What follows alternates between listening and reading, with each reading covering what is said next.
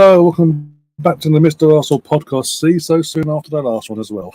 Quite literally after the last Watchalong 2 minutes ago, we are live again for a completely fresh, completely different Watchalong. A Watchalong we usually do every year when it's a separate day on its own and made a bit of a spectacle of. But obviously everything that's gone on in the last with the Men's World Cup and all that, everything's just sort of collided together this season schedule-wise. But it is the big one for the Championship itself. Winner takes all. Premier League football, financial gain beyond their wildest dreams. Between Coventry City, who haven't been in the Premier League for 22 years. And in them 22 years, as a club, as a fan base, they have been put through hell, left, right, and centre. They went down, and after a couple of years, they then left Highfield Road, their old stadium, to the Rico Arena. They built their own built stadium, and because they put so much into financial wise into that, building that stadium and all that, they needed to come up straight pretty much in the first year or two. They didn't. The financial implications of that came back and bit them in the arse. They went into administration a couple of times. They went in eventually down to League One. They lost their stadium. They had to sell the stadium, but then try and work a way with the new buyers that were Wasps, by the way, formerly London Wasps rugby team, to ground share a them. It took a few years to organise that because obviously they went down to League One, and financially, obviously, Wasps didn't see it viable, even though they weren't selling that stadium themselves. But anyway. And then in the last couple of years, they've sort of had a resurgence. Came up from League One last season, like their first season back in the Championship last season. Consolidate themselves into around mid-table, just outside the playoffs. And in this season, they've gone again. They had a bit of a dodgy start, but then they went again. And plus, from an Arsenal perspective, he's starting today. Norton Cuffy, Arsenal's right back, the young lad. He's starting for Coventry. So another reason why I want Coventry to do well, but. As I say, so much has gone on in 22 years for Coventry, and with the financial implications in administration, League One, and it's only in the last couple of years they've really sort of started to build again and go back to what they once were. They're now 90 minutes to 120 minutes away from playing in the Premier League next season, and potentially with the financial gain that comes from that, potentially could buy back their stadium back fully and have it as their own. And make it their home ground properly once again. Hopefully this time for good. Stefan, big up Stefan's already in the chat. Says both fans have been through the mud. As Sir Alex said, bloody football. Yeah. Luton as well. I was about to say Luton to spin it on their side of things. They've obviously they were a Championship side about 10. Well, obviously I know, but obviously about 10, 15 years ago they're competing. They were in around mid-table, and they sort of just went through the motions of once they got relegated from the Championship, they just went back to back, like literally back to back, all at relegations all the way through season in, season out until they're outside the Football League, in the Conference League. For anyone that's in the UK knows, outside the UK it's called the Conference League. And then they spent 3 seasons in the conference. First season was adjusting to the life of conference football, part-time football. Second season, they made a push for playoff, but for the automatic spot, and just missed out, and then didn't get to play up that playoff spot themselves to come up. Second season, they won again, dusted themselves down, and got promoted comfortably in the end. Then they got back into League Two, to say, promoted from League Two to League One. Couple of years at League One level, and at the same time as Coventry went up a couple of years back, they came up as well with Coventry. And then as I say, at the same time as Coventry had been adjusting to the Championship last season and this season, they came up as well. At the same time, as I say, did well last season. Push did they get playoffs last year or just missed out? I can't remember now. I think they got into the playoffs itself, but it just obviously they didn't make the final itself. And in this season, it was a bit of a dodgy start with the manager, as we all know. He's Southampton fan will be sympathetic to Luton in that sense, because they started off so poor this season. It looked like there'll be a bit of a, oh, we're good that year, but this year we're going to be crap and fight for survival. But then obviously he left to Southampton. Rob Edwards came and he got promoted to be the number one head coach of Luton. And they haven't looked back since. And they've built on and they've just kicked on throughout the season and got themselves to third in the league, 80 points. And now, like Coventry, they are 90 minutes or 120 minutes away from playing in the Premier League for the first time in their history. And the game's underway, as I say that. If you're new to the channel, by the way, do smash that like button, do subscribe, and do share the content. It does massively help the channel grow. The more you guys share and do your bit, it does help that YouTube sitting there do their bit as well, and it does help the channel grow a lot faster. And we build and keep building that community that we are building here on the channel as well.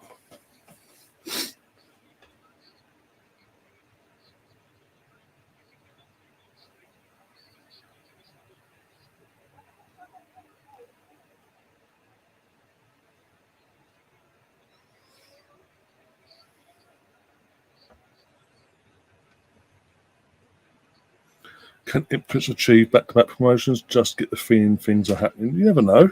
You never know, Stefan. Obviously, your first season back in the Championship after a few years. You never know. Look at, like I say, you look at Coventry and Luton this season. This is their second season, both back in the Championship, and they're both now fighting for that final Premier League spot. So you never know.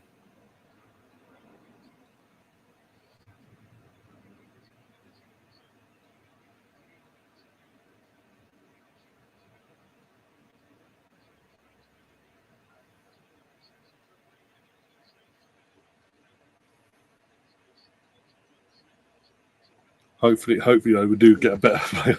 Because I was saying in the last stream, Championship playoff finals out of all the playoff finals aren't exactly enthralling in terms of entertainment. It seems to be very tense and don't want to make any mistakes and things like that come into play, and it turns out to be a very dull game. But hopefully we don't get that today. Hopefully we get something like a Charlton versus Sunderland playoff final, or Ipswich and Ipswich. Bristol City, is it Burnley or Barnsley? Sorry, not Burnley. Fucking hell, Barnsley. Sorry. Playoff final, respectively, like end-to-end, great entertaining football. That both teams just going hell for leather and fighting for their lot and fighting for it. It's mad to think that one of these teams is going to be a Premier League club. That's the maddening thing. After everything I've just said in terms of what they've been through. Especially Luton, Jesus Christ.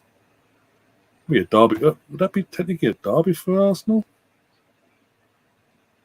Because we obviously, anyone that doesn't know, Arsenal do, even though we're not in Luton, they're fucking interested in Robbie and all that in the game on that particular channel.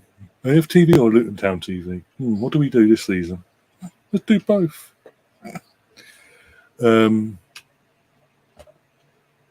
But obviously, in terms of Arsenal, back to Arsenal, like the men, in terms of both the men's and women's teams, when it comes to our European journeys and all, we always go out via Luton Airport. We've always have done for some. I don't know why, but we always have done. Of all the airports you can use as big clubs and all that, we go with a cheap and cheerful Luton Airport. Fucking BS. Been a bloody nightmare in League One, to be honest. No disrespect to the other clubs, but it was. I don't blame you. I mean, I didn't expect you guys to Ipswich itself. I didn't expect you guys to be in the League One for that as long as you was. I thought you'd come come straight back up, or the second season at the very least. But it obviously took a bit longer with the ownership. I don't know, arrogance with the ownership maybe. And thinking it would be piss easy and not hiring the right man for the job, manager-wise, until recently.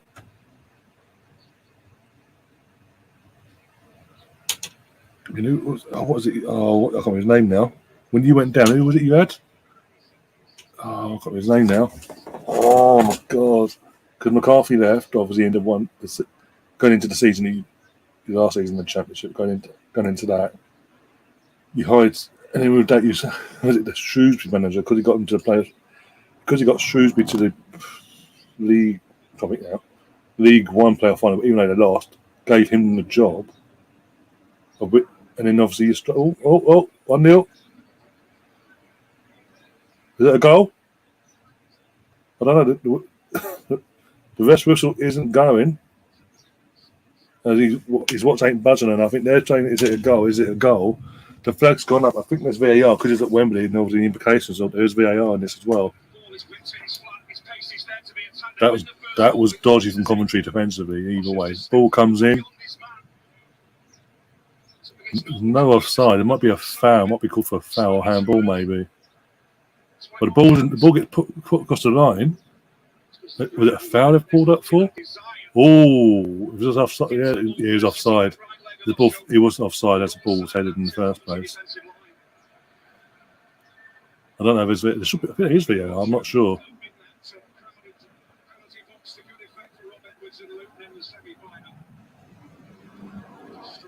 Yeah, Hurst. He was hard initially, and obviously the lack of experience at championship level came to fruition, and you guys got found out.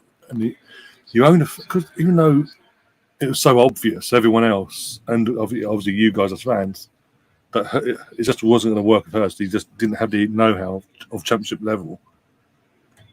It's like your owner was so hell-bent because of how things ended with Mick McCarthy. He was so hell-bent in that, no, it has to work, it has to work. He left it too late. By the time he actually did eventually fire Hurst and then bring in his replacement, it was too late. And he was just like, yeah. But, Lambert, was it Lambert after Hurst? Paul Lambert? Came in, obviously, as I say, he was too late by then, so he stayed on for the following season. Started off well as well. He was unbeaten for the first 15-odd games or so, something like that. Top of the league, looking comfortable, like you're going straight back up and all that. And then one defeat, and this season fell apart, like gradually from now on in.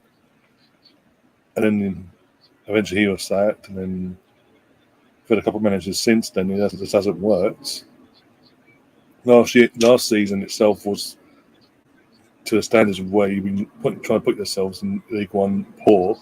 Not even nowhere near the playoffs last season. And then this year with the manager, I think the same guy as well.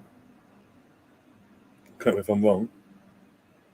Got his team together, got who he kept who he wanted, brought in who he needed as well, and it's been fantastic.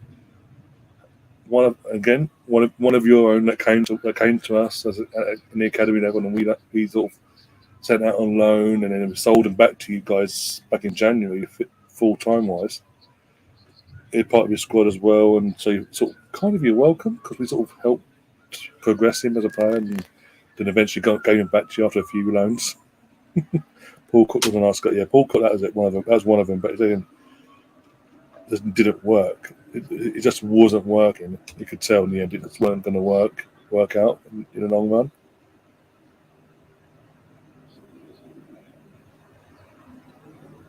Yeah, I'm not saying you need to slag off every single manager that hasn't worked out. I'm just saying that certain ones are started off okay, but obviously near the end you could tell that long term it weren't going to work out.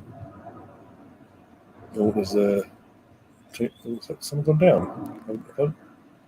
Is it because of the heat or medical seems to be brought onto the pitch? I know that. I've just seen medical team rush onto the pitch.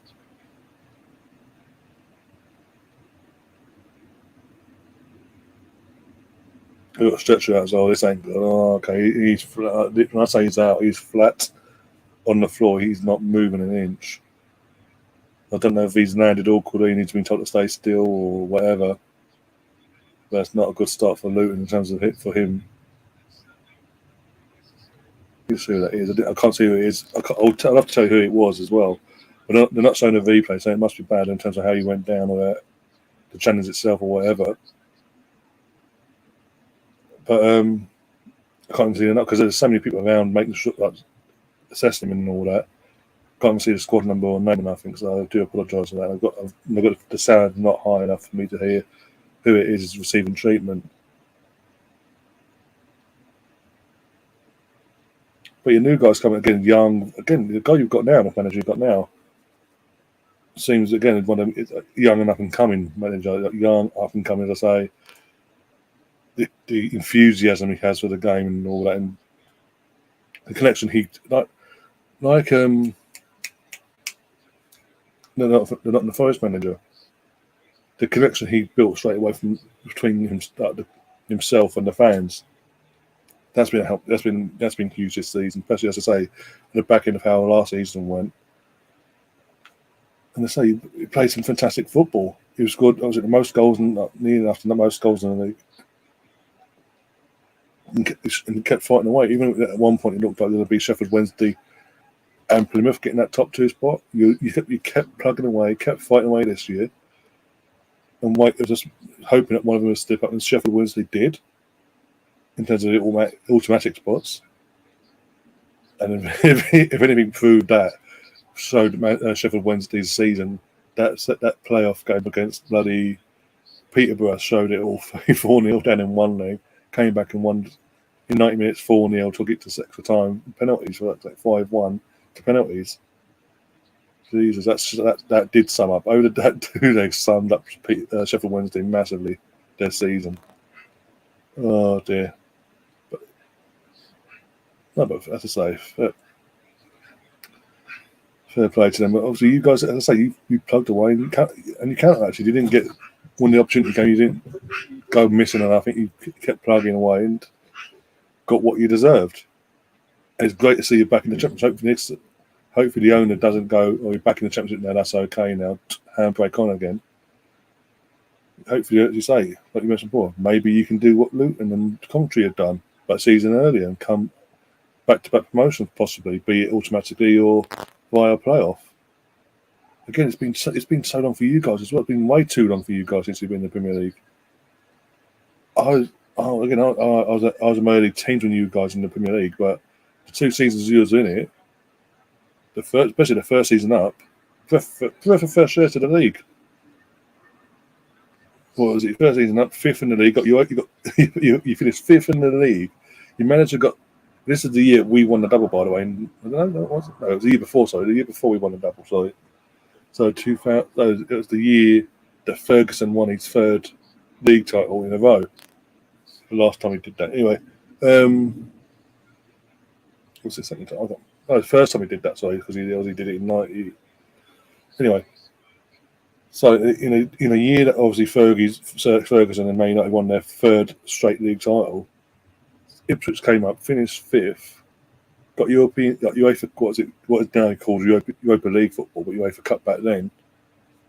And I think that was a downfall because you didn't really build a squad from that. But I'm not saying it was luck. In terms of you just kept plugging away, you waited and waited. In terms of League One this season, you waited and waited, and as soon as Sheffield Wednesday started bottling it, you were there, and you counter actually. You didn't go hiding, you didn't go missing, and you got what you deserved. And in terms of as I say, go back to when you was last in the league, first season, you got 5th in the league. You were into Europe, and I think that again because for whatever reason you didn't really build on the squad. You sort of wanted to reward the players what they did for the previous season, not really add too many additions to the squad to counteract the European nights. It came back and bit you in the backside. And obviously that's when you went down. And obviously for about 10 or so years you were in, out, sort of always flirting to get re-promoted back to the Premier League. You'd either just miss out on the automatic spot and go to playoffs, or you just wouldn't get to the playoff final itself and it wouldn't work out for you, or you just miss out on the playoff spots. And then that one season you don't you relegate. The one season you don't get anywhere near the playoffs, you get relegated. It was getting boring, to be honest. Again, I know you're joking in one sense. Oh. Luton, out of 2, Luton are actually creating the chances here so far, 14 minutes in. I know you're joking about obviously your last comment there, Stefan, but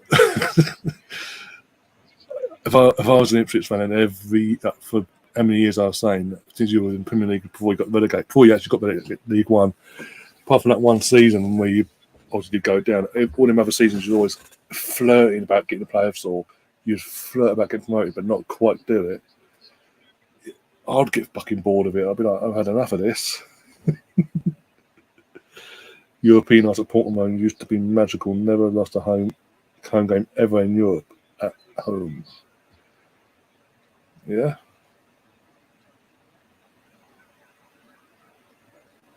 But that's a record. That's a record to be proud of, to be honest. As a fan of a club that's been playing European football, barring one season recently, for nearly 30 odd years, barring 1 year. That's a record. That is a record to be proud of. No matter what, that is a record you need to sort of hold to yourself and say that don't belongs to us, sort of thing. That's uniqueness. That's a good record to have anyway. Because even there's teams that even nowadays that have that debut season in Europe and they'll get battered by other teams and all that. Home and away. But it also shows my point in terms of how you took to the league before and all the season before. I mean, but because you didn't add enough depth to your squad, you come back and bit on the arse and didn't have that recovery. Experience-wise, you didn't have that recovery time between UEFA Cup nights and the league itself. And back then, it wasn't like you had UEFA Cup games midweek on a Thursday. I think it was. It said on Thursday, wasn't it? Back then, or Wednesday and Thursdays, or just on Thursdays. Either way. It wasn't a thing back then where UEFA Cup teams would play their game and then they had their game on their league game. Then the next one on the following Sunday, it was you still had to. You was just told if you had 48 hours to recover, that was it. You had to suck it up basically back then. The gift that keeps on giving. You have to throw one in there, don't you? A little grenade in there to the Norwich slot. Just throw it in, don't you? That little grenade, like, see what happens.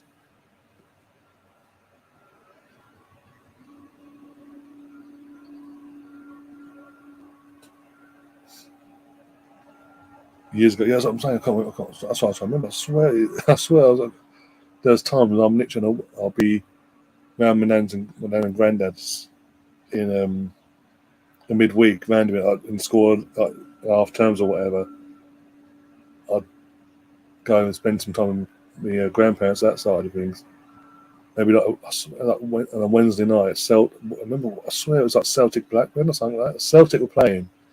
I heard that much. I was like, yeah. So it's only since they rebranded it to Europa. It's now on Thursdays. So it weren't me. I wasn't going mad. I was right all along. Oh dear.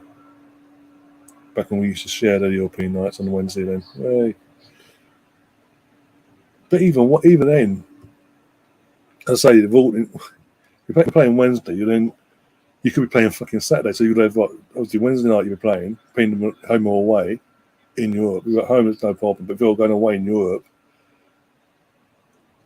so Wednesday, Thursday, Friday, and then Saturday you could be playing Saturday. The recovery time wasn't there.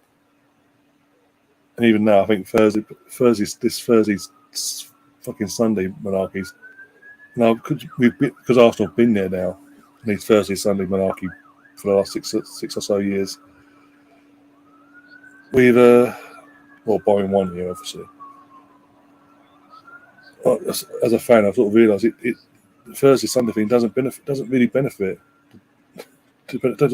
us. If anything, we need the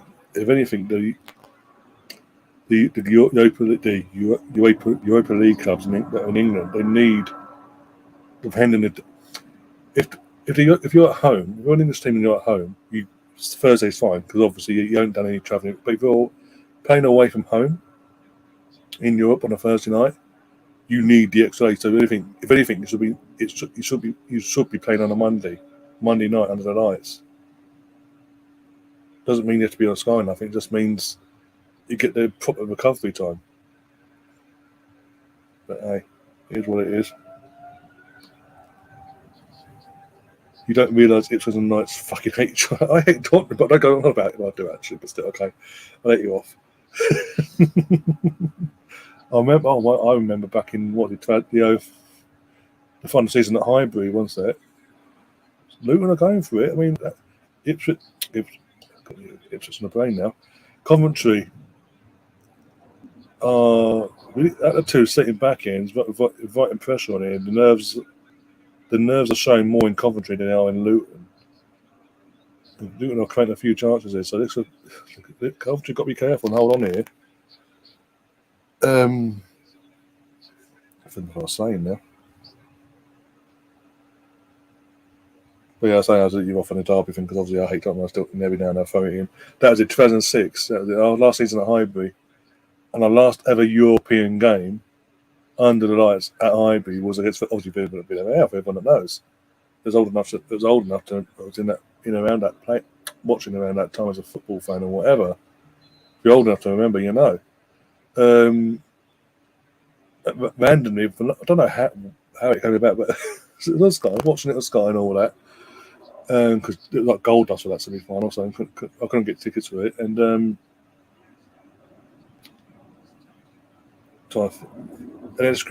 randomly a squirrel appeared on the Highbury pitch, and fans started realising this about 5 minutes after it initially appeared.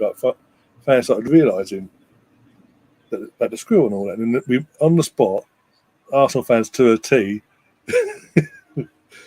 were on it basically. Oh dear! And chanting and making chants up about basically our squirrel's got more European pedigree in Tottenham, and even making the memes we had for a good few years after that as well, until they got themselves into a Champions League eventually, bastards, and ruined that meme. But anyway, the meme that we made die on the spot as well on the night was what's the difference between Tottenham Hotspur and a squirrel? Squirrel's got more Champions League experience. And again, that was a running thing for a few years until they did what they did and became pricks. Bigger pricks than what they already were. And ruined that. But hey, it is what it is. Fonzo Dangme is in the chat, says, one sec. Get diverted, sorry. Well, as Leeds fans, I hope you win. Luton. I'm not a Luton fan. I'm not a Luton or a Coventry fan. I'm an Arsenal fan. Mr. Arsenal podcast. I'm an Arsenal fan. But for the last few years after having this channel, we always cover the playoff final. I'm assuming it's a goal for fucking Luton, by the way this game's gone so far. Then, so can go by Stefan's comment there. Don't say who it's for. But I'm assuming it's Luton then.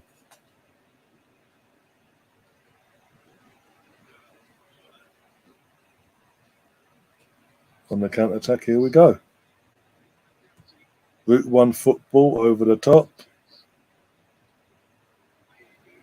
Oh my God, got done inside out. Number 5, he's been done inside out. He needs to get himself back. 1-0. Yeah, I told you, Luton.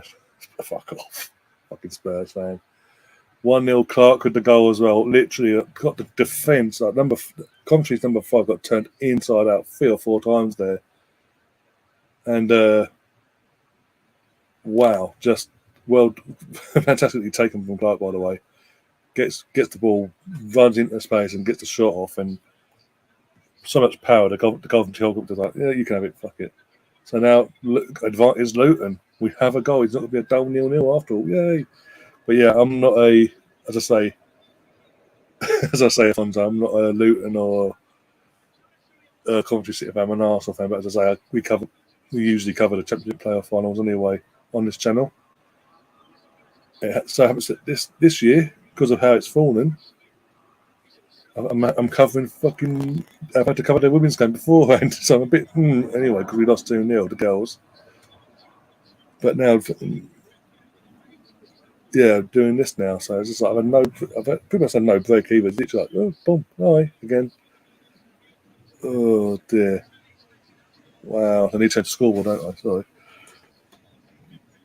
I mean, to be fair, 24 minutes in, yeah, Jordan Clark with the goal, 4th goal this season, but got to say, Going by the first 24 minutes, Luton are deserving in the lead. They've been the better team going forward, and they're playing with no feeling. The nerves aren't shown as much as it is with Coventry. The Coventry players. You will be sorry, Stefan. You will be. Bloody hell.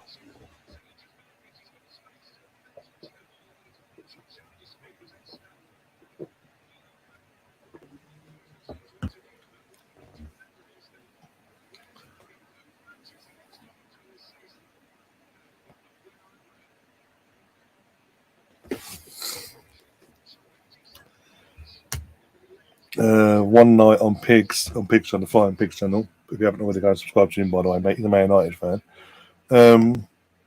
We got him to admit that what Liverpoolian stuff he actually likes more than what one would expect. Well, trust me, Stefan, you ain't gonna get that from me in terms of from this as an Arsenal fan. What Spurs stuff do I like? I hate everything about them.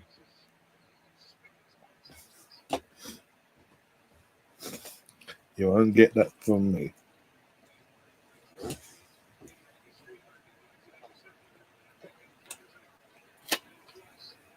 Also, is he even a Man United fan if he likes anything? If you're a Manchester United fan, saying you like certain Liverpoolian things, are you really a Man United fan? Oh dear.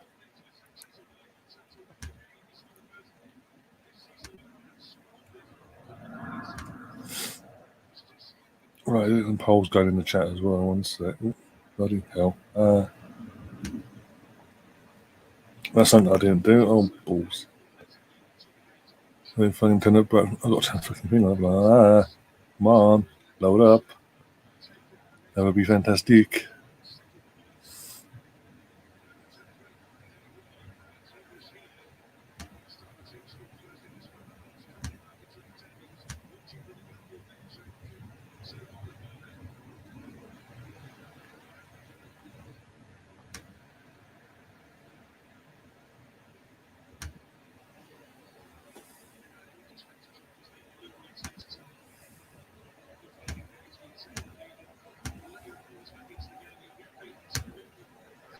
There we go.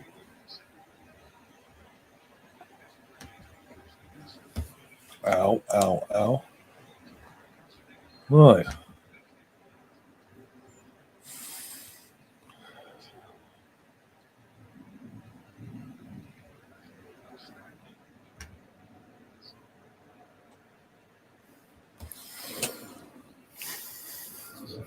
The Beatles, internet, and on and on. Do you like Adele? Hell no.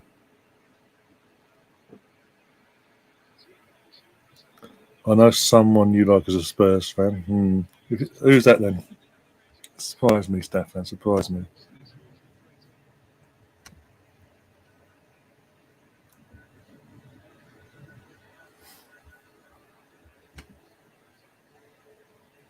You haven't seen me on expressions. I just called him out and take a piss. Take the piss. Especially when we beat them in Northland Derby 2-0. And me and Colin went live after about half hour later and went, hi, we're back again. Had to delete the video in the end because the stream itself because him and his people then didn't like it and like, oh, we must copy, like, try and get monetization for it. Oh my god. Almost 2-0.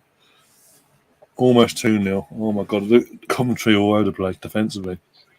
The defenders are showing their nerves are getting to them.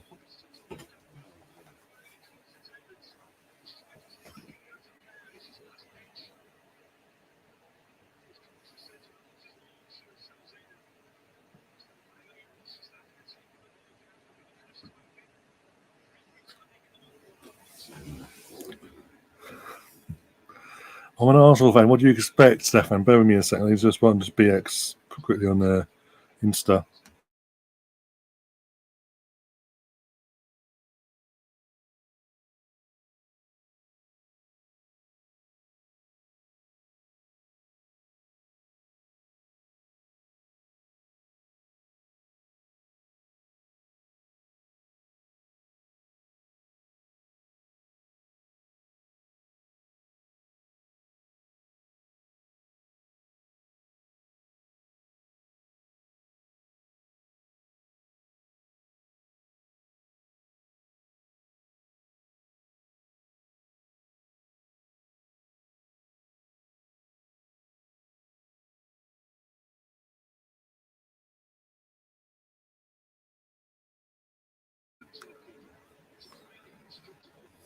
Yeah, as I say, I'm an Arsenal fan.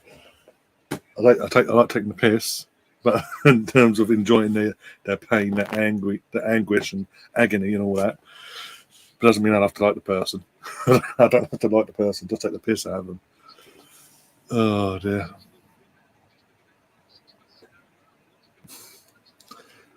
Especially when he shamelessly supported Man City for the last few weeks of the season, just because, just for kicks and all that. Like, come on. I'm a Man City fan. We won the title. Fuck off. Why about you? Concentrate on your own team winning things.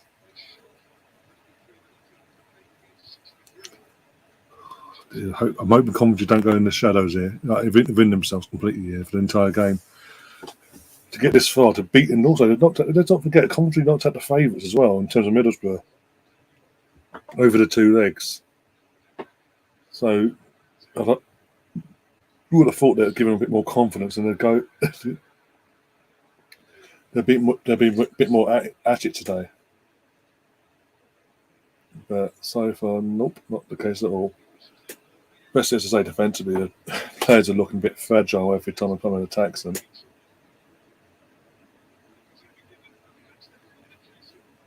And Norton Cuffy won the free kick there, yeah. I mean, it's 50-50. That's a bit of a 50-50. That could have gone either way. That could have even been a penalty, let's be honest. It'll be interesting to see what we do with him actually in the summer. If we now, already the experience he's got, especially the second half of the season with Coventry, if we keep him on and promote him to the first team, or we loan him back out again. Personally, I would promote Norton Cuffy to the first team now and start bleeding him into the actual. Give him a few games here and there throughout the season, league-wise, and more so in the cups, obviously, early rounds of the cups and all that. Like the League Cup and early rounds of the FA Cup, depending on who we get, respectively. But as I say, give him a few league games, bleed him in against the teams you can afford to do it in, sort of thing. That's try it out in and build his league experience and confidence up that way.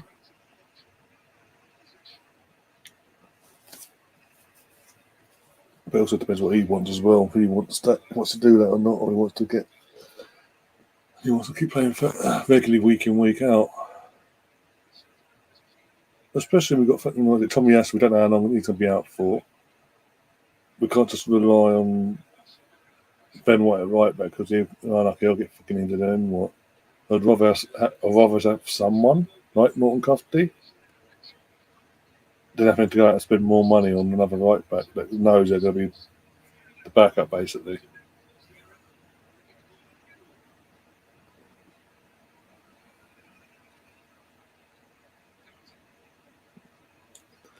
I know a few Knights fans I'll get on with. I wouldn't have known it by the way you talk about Knights all the time, to be honest, Stefan. I would have never known that. Oh dear. I joke.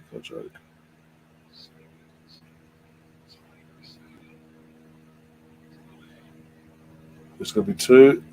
Fucking Luton are knocking on the door to kill this game off. Coventry City need half time to come quickly because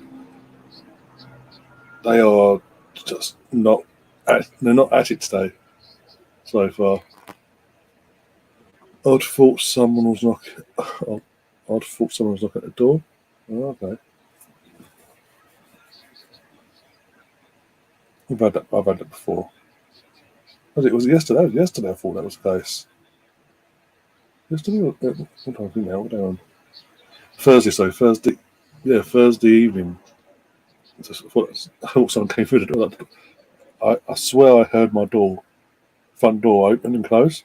So I went down, like calling out, and obviously there was no one there. But it's like the door shut as well. But I went round the house and I was like, I can lose my fucking mind. Don't like their fucking club. Oh dear. When I was at school, secondary wise, there's a couple lads in my year that were Tottenham fans. Only a couple. But because of that time frame and all that, when it was, I gave them no grief. The thing is, to be fair to them, because of my year group as well. They, as I say, they took it. We had a laugh over it and all that, and they did take it as well.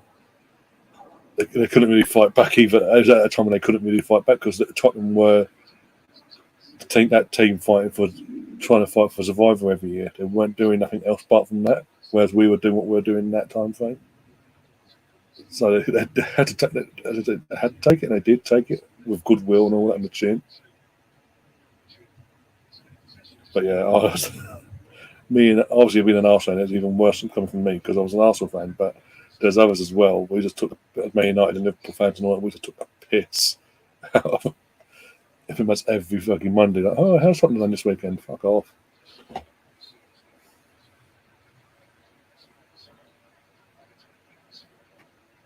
Oh my!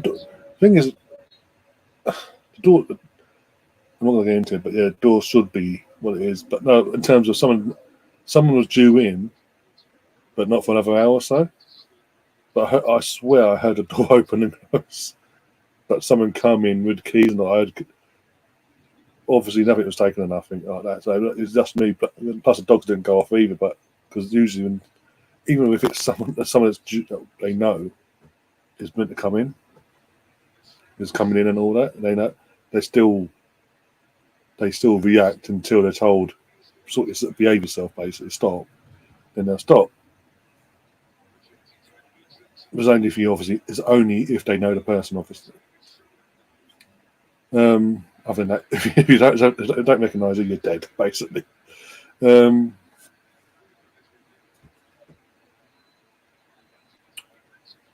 yeah, as I say, I heard it. I'll go down. I wouldn't do nothing. I went downstairs, went around the house. I thought it was just me. It was just me. I thought, well, fucking play me up, playing games with me. As I say, there's a person due to pop in and all that. And yeah, but then they came in when they meant to come. But obviously, what had in my head went, no, don't be silly. They're here now. No, they're not. They're saying it's just because I'm not going to get into it there, but yeah.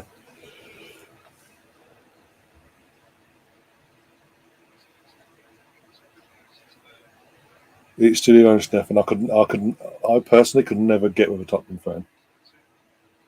No matter how attractive they are and all the business and all that malarkey, however we get on, I could never do it. No, that's a hell of a no go for me. Just no.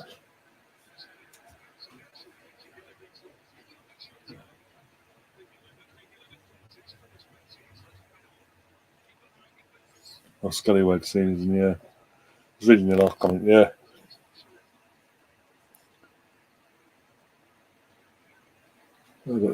Cat's got a new fucking. Talking the cats. Cats that you know of, obviously, and the regulars know of. Got my new cat trees during the week and all that. We put it all together and all that. Fucking from the floor all the way to the ceiling, basically. So that's huge. And they're pretty much super glued to that now. As soon as they get their feed in the morning and in the evening, in between that, they are super glued to that bloody thing. There's another thing. I know. Listen, I know. I've met a few women that turn out to be Tottenham fans, but have never just because of that they've made it perfect. Can't happen. No, I'm Arsenal. You're Tottenham. That's a no go. Sorry, never gonna happen. Just to be friends. That'll be it. We have a laugh and all that. We won't do anything else. Yeah, they're good. They're good. As I say, what time is it now? Yeah, they'll be due their food in about an hour. Yeah, about by the time this sort of starts to wrap things up, they'll be due their feed. Assuming it goes in 90 minutes and not longer. Okay. But yeah, they're fine. As I say, they're super good to bloody catch in at the moment. In between their feeds and all that, they're on that pretty much 9 times out of 10. Oh dear.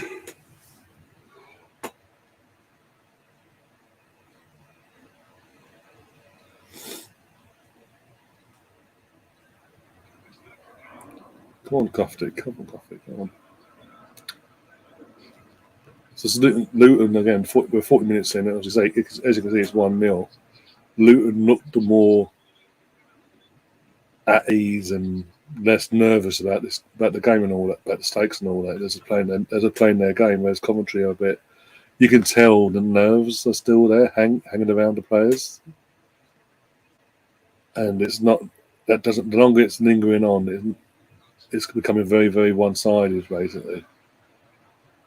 So we could have a Arsenal v Luton derby, basically. Oh my God, 2-0.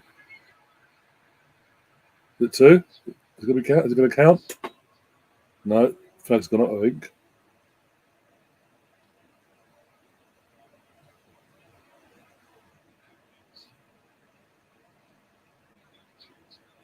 One second. Oh, handball. Lucy guy went straight away up. Yeah, fair enough. He didn't try and appeal the handball. If I saw someone have a go at these women, I would have gone up the wall. Music bonds us. Oh yeah, again, as I say, just because from my perspective, if it was a Spurs fan, as I say, we can be friends, but ain't gonna nothing more than that's gonna happen because of that. Just as it's a no-go. A fucking nightmare. Imagine that. But I know there's people that obviously from all walks of life in terms of sporting club wise that do end up dating people that support the rivals and all that. Is Arsenal and Luton a derby? It's what's that? Is Arsenal v Luton a derby? It's like Ipswich versus Colchester. So I didn't say derby. I just said Arsenal v Luton. I didn't say anything about derby. But technically, because again, I don't know why. Both the men's the club uses Luton Airport for our travels, our airport travels and all that, up and down the country or in and around Europe. And especially with a certain channel, it'll be within social media. It'll be like, well, chances for 1-1. It'll be regarded as a not. I won't say derby, but you'll find someone making it to be a derby of some way. But yeah, it's like Ipswich versus Colchester. But I never said the word derby. I just said it looks like Arsenal will be playing Luton next season. Imagine Luton go up. Imagine it does stay like this and Luton do go up. The fixtures come out in a couple of weeks' time. It is literally a couple of weeks' time, by the way. On the 15th, I think it is, or something like that. And the first game of the season is Arsenal versus Luton. Oh my God. Bye-bye, Luton. You're getting pumped today. Oh, dear. Go on, Coventry, go on. Oh, nerves. There's literally like 4 Coventry players around trying to buy every single Luton player. Nerves there, mate. But gosh, should have done it to space. The ball going to is it? Why did he not run it to space and have the shot off? He sort of got the ball, went, oh, no, I can't do it. Leave have it. Fucking hell. No, exactly. Friends or not, no doubt a Luton will win. Behave yourself. First game of the season, home all the way to Luton. No matter what we say that, that depends if Kenilworth Road is allowed to host games or not next season if Luton were to come up. But we'll batter them. They'd be like, "Hi, thank you." It'd be like a few years back when the first time Knights came up and Liverpool won that league title. What turned out to be the part-time COVID season before we went into full COVID the following season. So I say, match day 1, Norwich are away to Liverpool. This sort of come up. Luton are away to Arsenal. Hi. 5-0. I was always cheeky. Yeah, just a tad. No, if it was, oh, mate, that would be like the perfect game. If now I say that, it'd be fucking Man City Luton. You watch. Now I've said that. Oh, imagine it'd be Arsenal v Luton the first game. It'll be Man City Luton. I guarantee it. Now I've said that, and we'll get some. We'll get someone like fucking Chelsea, resurgent Chelsea. Colonel Smith says Norton Cuffy looks. He's only won, to be honest, in Coventry from a Coventry out 8 minutes injury time. Okay. Oh, because the stoppage. There was a stoppage, wasn't there? So yeah, we forgot about that. He's only one in Coventry colours today so far that looks up for it. All the others, like their nerves and all that, is getting to him. And yeah. I mean, that's now fucking look at him now. He's doing all the work and there's a standing there. For fuck's sake.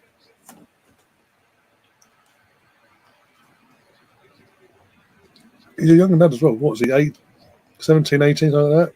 Young lad. And he's actually decided to show up for a final, unlike the others. Like more experienced, like.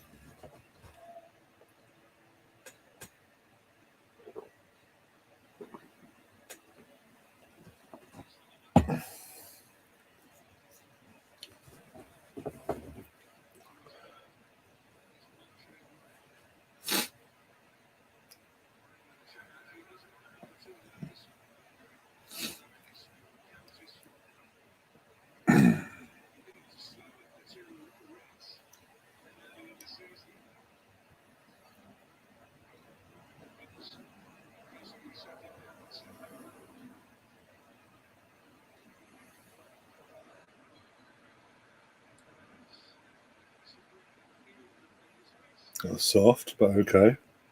Soft free kick to give away there.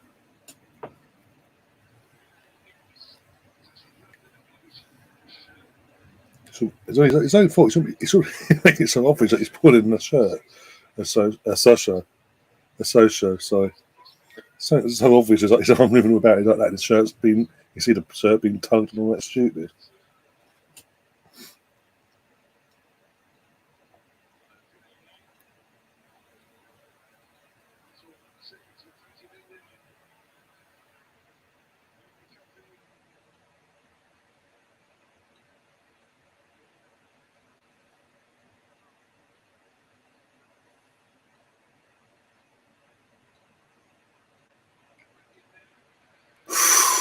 Goalkeeper took his own defender out there. Jesus. Just completely come for the ball. He had to go for the. He didn't do nothing wrong in that sense. He came for the ball. That was his intention. But with that, he's collided with his player's head. Like the side, not boot or nothing like this. Side by side, gone crack and literally just gone down. Now he's a bit fudge. And the goalkeeper's taking a bit more of a whack by the looks of it. Let's have a look. I think as he's gone down, maybe he landed on the ball or something. I don't know.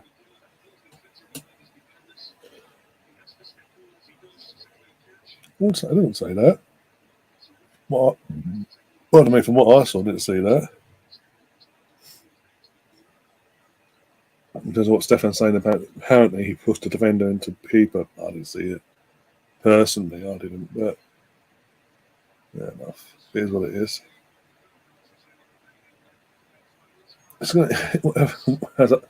Since these two got to the final anyway, I've been saying all along for the last couple of weeks, like, whoever comes up at it, it's mad that one of these two teams will be is a Premier League club basically next season. Mental. Be it Luton or Coventry. Coventry because of being 22s and everything they've been through and all what I've mentioned before at the start of the stream. And Luton, not just because of what they've been through, going from where they were as a Championship club, all the way down and having to reboot themselves and go again from the non-league levels of football back up again.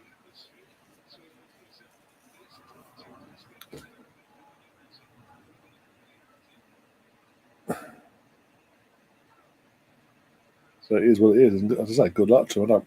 Unlike last year, I wanted, out of Huddersfield and Forest, I wanted Forest to come up. I made it I've made no bones about that at the time because of based on the form and what was going on there and under Steve Cooper and all that. I wanted them to come up, and they did, and they've done that. Obviously, I've been proved what they stayed up at our expense of a title, but it is what it is. But this one, I'm just not. I'm sort of not bothered with who comes up in that sense. And not being disrespectful. I'm just I've got no favoritism between either one. Being in National League was mental. As I said earlier, it was like 2-3 years ago, isn't it, as well? Like the first year they adapted. The second year they almost got promoted, but not just missed out on the playoffs in the end. Second season, they went all out and walked away with it basically and won it comfortably. And then since then, they've just kicked on. And then since they got back into the Football League itself, they've just kicked on. It's a bit mental that both these teams came up last season into the Championship side at the same time. And now they're both trying to fight for that final spot to get into the Premier League ahead of one another.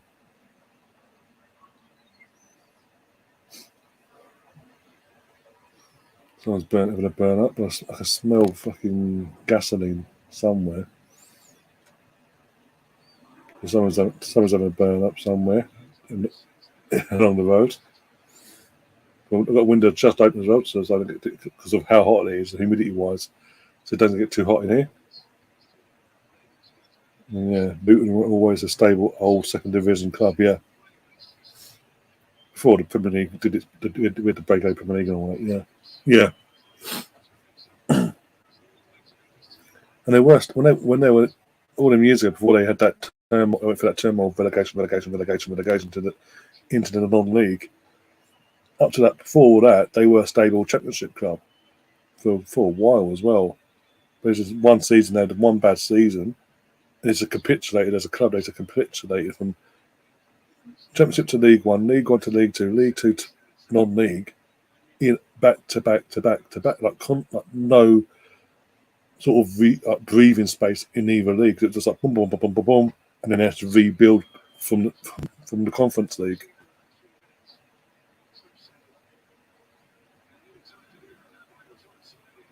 It would be harsh though. They did, assuming this game plays out the way it's gone so far, and Luton go on to win and get promoted.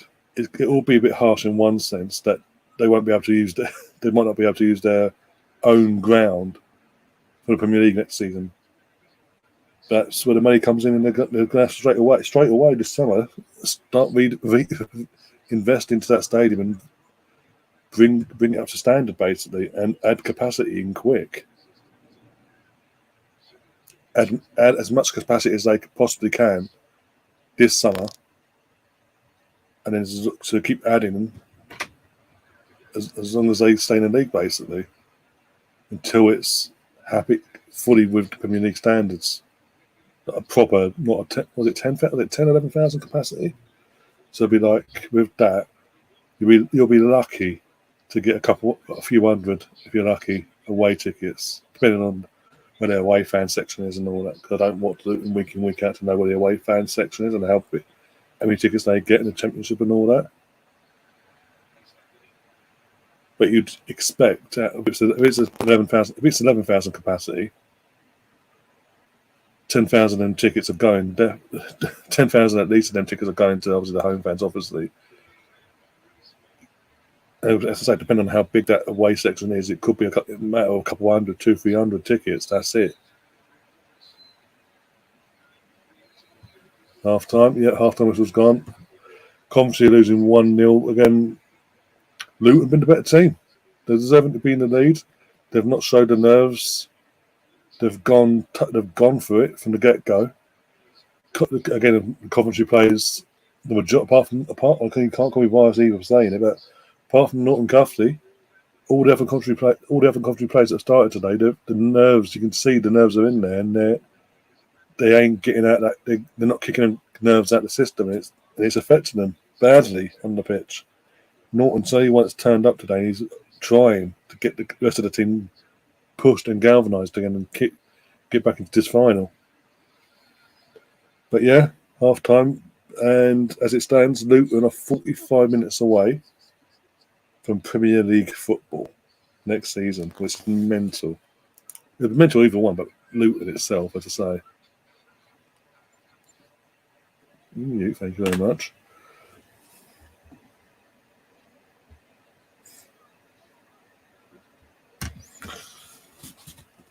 Don't like seeing any government shit when Rangers were having their problems. It was effing insane. The owners effed up the club and the fans over. What were they thinking? For fuck's sake, SPL wasn't the same. It hasn't been the same since all that went off, and then Rangers had to go into administration, start again as a new formed Rangers, even though it's the same thing, but reform basically. But at the same time, having to do that all the way down at the lowest tier of Scottish football and work their way back up through the leagues to get back into the SPL. Then was it 2 seasons? First season at the bottom tier they got promoted. Second season they got promoted and into the Scottish from the Division 1 into the Championship. And was it 2 seasons they spent in the Championship before they got promoted into the Premier League?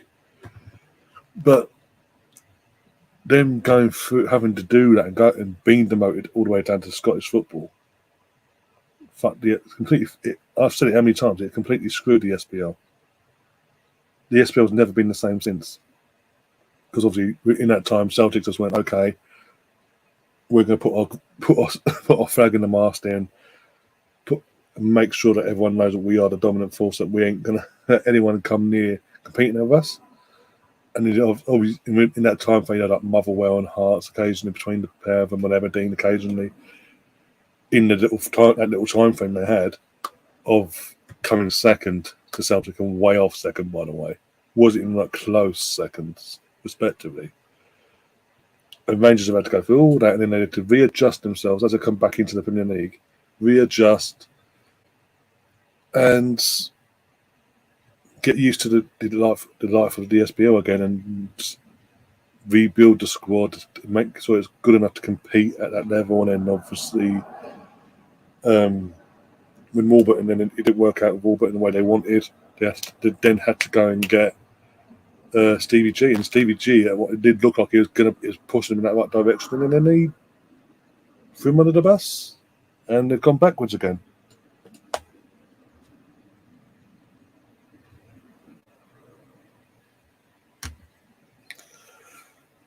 Mark's in the chat. It's been a shit final so far. It's one-sided. There's reason it's been so poor. Instead of it being like it has been in years gone by, where it's literally both teams trying to literally don't want to overcommit or do nothing in the game, just grind up to being 0-0. You've got Luton are actually trying. They're actually creating chances and looking threatening every time they attack. And Coventry, the nerve, you can see the nerves in the Coventry players. Apart from Norton Guffey, you can see the nerves, and that's been their downfall in this first half. The nerves, and showing it making it so obvious.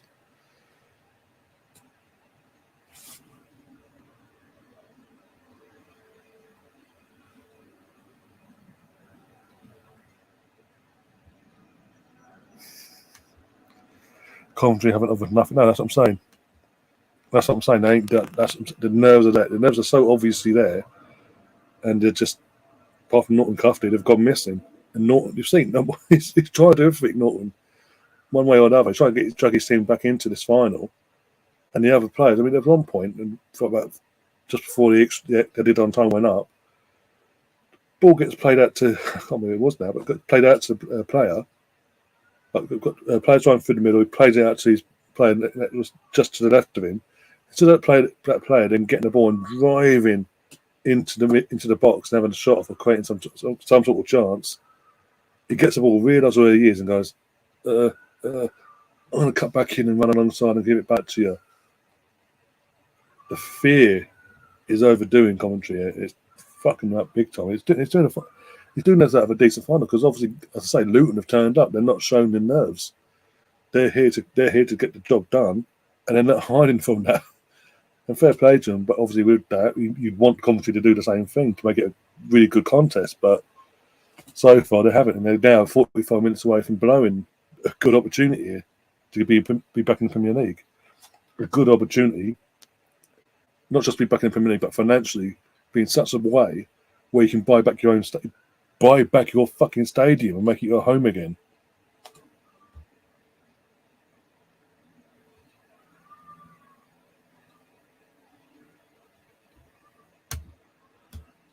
Casavo Hammer had a good chance, to be fair to him, totally misjudged it. That's one chance. Oh, come on, no. They just seem so hesitant, and they just shot something to get their levels up. They need something. They need something in the second half. Fucking Mark Robbins needs to give him a kick up the backside. That's all I'm saying, because they are the nerves that you got to say. I keep saying it. You can see the nerves are there from the get go. Whereas Luton are playing free and open like they normally would. They're treating it like a normal game, and so far they're reaping the rewards of it. So fair play to them. But Coventry need for this to be a proper contest of a final. Coventry need to wake up now, come out in the second half, and try and do something more than what they have done in this first half. Sorry, seeing that chance now, Hammer, yep. That's on the 45 minute. That chance you talked about, that's 43rd minute.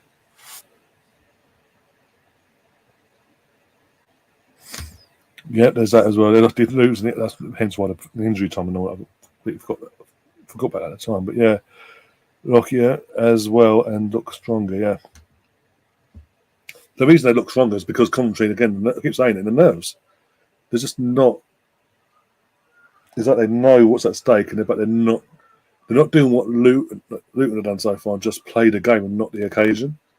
The occasions have got to their head and the nerves are getting the better of them. It's fucking up what could be a potentially really good end-to-end final. I think Mark Robbins needs to ram that home. Sorry, to his players at half time now before they come back out. And if it doesn't work, make some fucking changes and ASAP. Otherwise, this final's to get away, and next thing you know, the game will be over. If things don't change quickly, Luton could get a second, and this game could be over.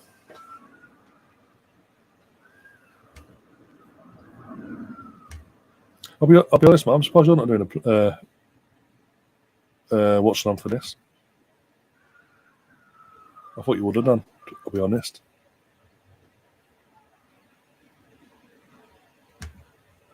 I will not be doing fucking League One and fucking League Two finals. By the way, can't be doing that.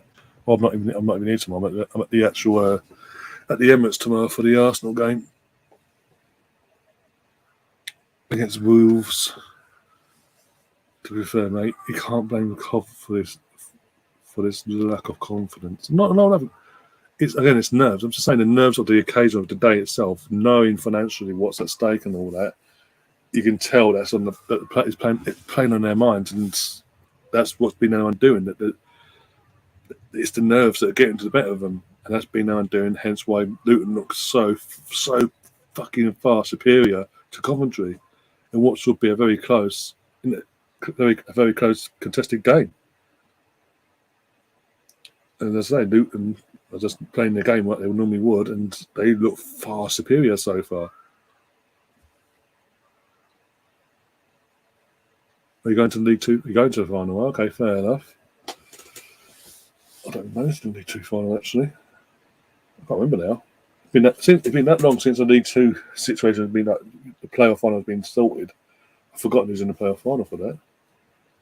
League One's Barnsley versus Sheffield Wednesday. So if you're from Yorkshire and you don't support them clubs, it's a fucking nightmare for you. These are League Two. I honestly can't remember who's in the League Two playoff final. So if you can remind me, I'll be grateful for that. Again, I hope you have a good day out then. Stockport versus Carlisle, that's it. Yeah, Stockport. Who do you reckon's going to go up on that one then? Because Stockport were the team in form going into the playoffs, back end of the actual normal season. Yeah, that'd be a close game, but I think. I'll let you have a guess what end I've gone and going in. Okay, I'll stop. doesn't bother because I'll say Stockport just for the sake of it. I'll say Stockport, the Stockport end.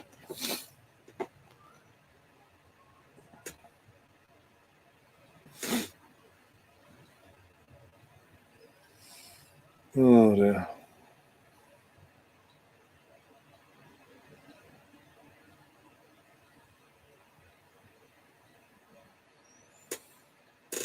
Oh. Phone. My phone out. McClintock. Okay, one sec. Got that tweet from Arsenal about McClintock and Saka or whatever. One sec.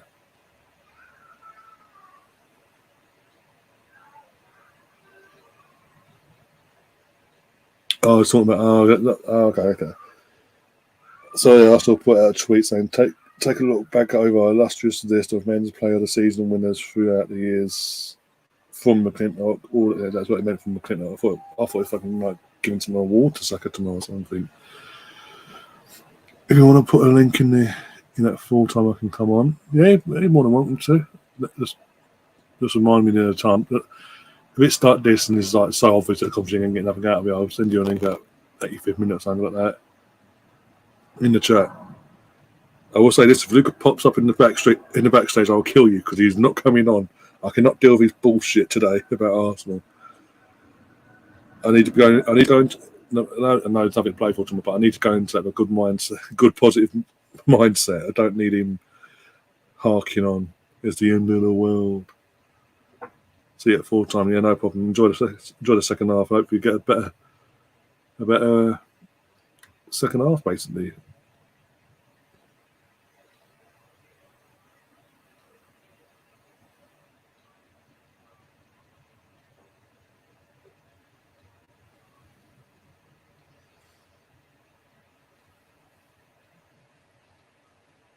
I can't believe Luca's in London. Don't worry. To say that that means nothing with Luca. That never normally stops him. Oh dear, I can't deal with his bullshit. That's all I'm saying.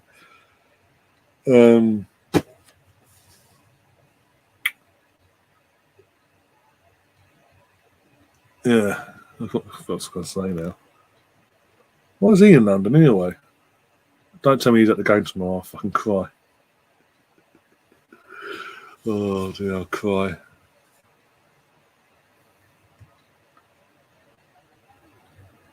I live. Yeah, I know you do, Stefan. I know you do. Oh dear. And like I said the other night, Stefan, in terms of Man United meltdowns, you're going to see a lot more of them next season. That'll be back to reality for them next season. Arsenal, on the other hand, hopefully won't be back to reality. In that sort of reality, be more pushing on and hopefully kicking on from what we've done this season, and hopefully go one step further than this year and actually hold out and not just do a title charge, but actually win the fucking thing. Then see people come out and say, "Oh, you weren't golden hit. Oh, it's the fucking anniversary of our fucking unbeaten season." Oh. Like something Man City fans can't get their heads around that Man City couldn't do with all their money. They still can't do that. An unbeaten season. Chelsea couldn't do that with the money they had. Could never do it. Tried it once or twice, but could never get beyond the 30 games in, and they'd lose the game, and that'd be it. The closest was Liverpool when they won the league a couple of years back, and then even then they was at Watford like 10 games away from equaling the record, let alone breaking it. And they got some here from Coventry, by the way, but then they got beaten by Watford out of nowhere. Literally, wasn't expecting it. Watford turned up at Vicarage Road. Vicarage Road? I can't remember what they're fucking calling their stadium. Bloody hell. Done them 3-0 or 3-1, something like that. Something ridiculous. Like absolutely bent Liverpool over. I went, "Thank you very much." And then, what was it, 2 weeks later, COVID hit in the UK. and as I say, the rest is history.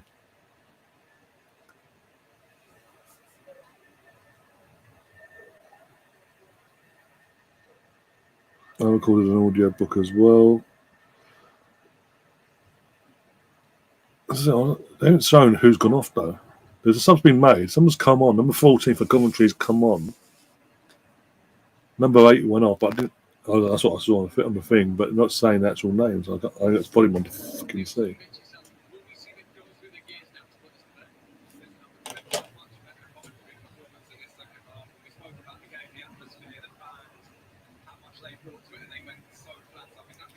Now, I've been at Wembley a few times, most recently the Women's FA Cup final between Arsenal and Chelsea, what, December 21? I don't know. A couple of years back, either way. Yeah, 21, yeah. And so I know the concourse and the layout of the concourse around the stadium, that's the lower tier. I don't get why it takes so long for these fans to get back in their seats for the second half. I honestly don't. Even in the the nice areas of the lower tier, sponsorship areas, let me say. Again, they haven't said in terms of Sky. They haven't actually put up who's gone off and who's come on. They're just showing us someone's come on. That's it.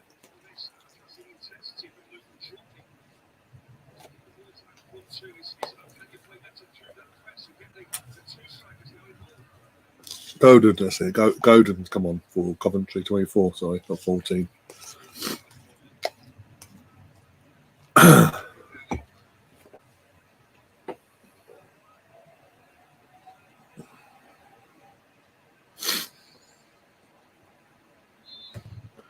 Luke McNenny has been booked for Coventry. Sorry. Ball in, cleared from the offender. Back in, cleared again from Norton Cufty.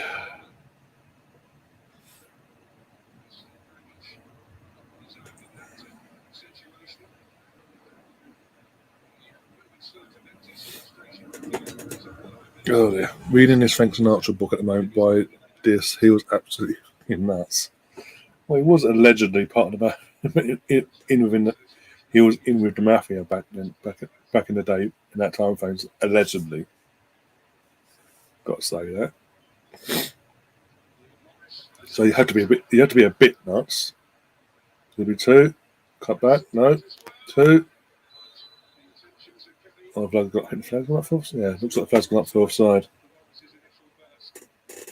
Yeah, you can't doubt it. You can't doubt Sinatra's actual talent, by the way. There's no doubt about that. Just who you hang around with, that's all. He's a friendship circle, so they say.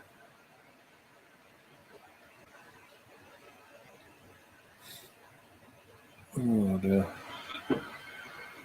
Oh, some sort of an intent from a Coventry player in the attacking sense was. Woohoo! BX, did you get BX? By the way, did you get my voice note? By the way, to confirm what you asked on Instagram. A Coventry player actually showed an attacking intent. Fucking hell! No, he took you 47 minutes, guys. Well, technically 55 because of the injury time you had in the first half.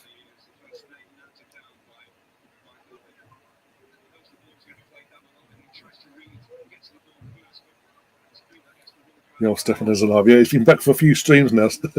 Older Stefan, our friend Stefan. I was going to say, before you came back the other day, Stefan, during the week, we were worried. We was all worried about it. Because since Ipswich got promoted, we hadn't seen or heard from you since then. And we were like, initially it was a bit of a running thing at the start of, maybe a bit hungover from celebrating the party and all that, of Ipswich being promoted and all that. Then it went longer and longer. And I couldn't contact. I got no way of contacting you outside of doing these streams. So we was all concerned for you. But thankfully, obviously, you're okay. You are back. So yeah, I'm knocked out of my account. What have you done? I did. Thank you, Ryan. I'm not. Oh, you're knocked out of your actually. You mean your YouTube account? I'm assuming you mean not your actual Instagram account or your. So did you get the shirts in the end, BX? In the font you was after. As well, once I explained it to you, that Arsenal font on basically the Arsenal when he wants after Arsenal fans or anything after a new shirt, if you're living abroad or whatever, or even in the UK, your first time buying shirts or whatever, you can, if you're able to, obviously, with prices and all that. Obviously, we have our Premier League font. We all know about, even though they're changing the font style of it now for next season, this, that, and the other, for the numbers and the names and all. It's a bit, they're slightly changing the style of the font. But also, you've got your new Premier League badges. It's like, oh my God, Luton a bit, suddenly start this second half defensively, look a bit dodgy. And Coventry have actually come to life. We actually might get a decent game by the looks of it for once. Well, hey. So yeah, basically, if you're buying a new Arsenal shirt, be it the home one currently that's just come out yesterday, or the new goalkeeping top, you can get your Champions League patches. By the way, not on this side, on this side, sorry. You can now get your Champions League patches on your new Goldie tops or the new Arsenal top, respectively. And you've got, as I say, Premier League font, the new Premier League badge. I don't like the new Premier League badge personally, because I'm not going with that myself. And you've got Arsenal font, which is basically the font for the Champions League, and it's going to be on the print. It's going to be on the back of our shirts on the Champions League nights and cup nights and all that.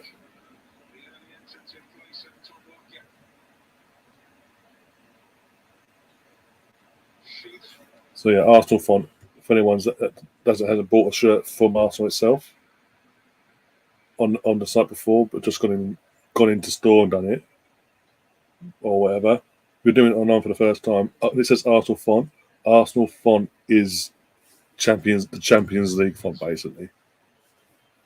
And then the Champions League badge as well, which I got myself, as very excited. I got myself the new Goldie top yesterday, with no name on the back, by the way. Just don't bother, doesn't it? Yeah, doesn't.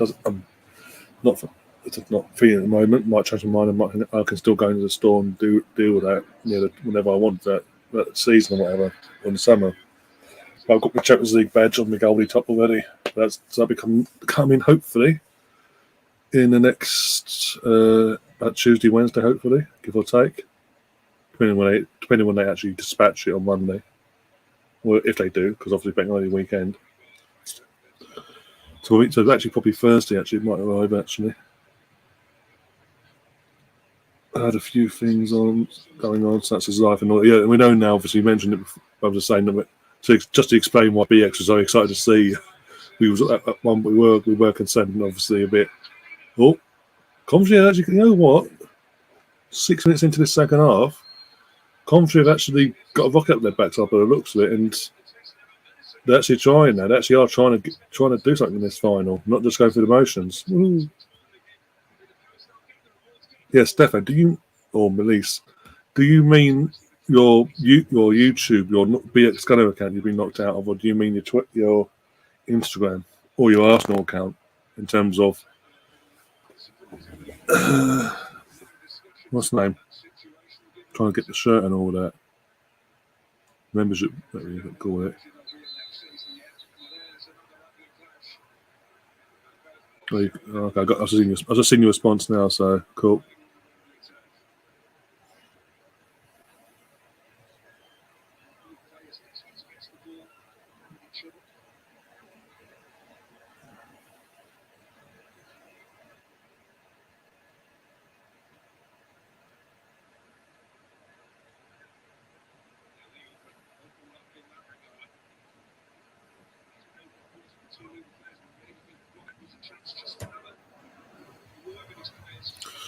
Oh, yeah, but I'm saying you obviously you've already explained it to myself and a few others already when you came back. We sent our condolences, obviously, and doing it again. But obviously, it was BX. I don't think BX has seen it before, so obviously, yeah, that's why. I just sort of want to explain as well to you why BX was so excited to see you. What we got? Okay. I'm not going dump double. Fuck that. I ain't going fucking wedding either. Fuck that. Guildford. Ooh. Could I do that? I mean, it's Guildford. Let's have a look at the prices.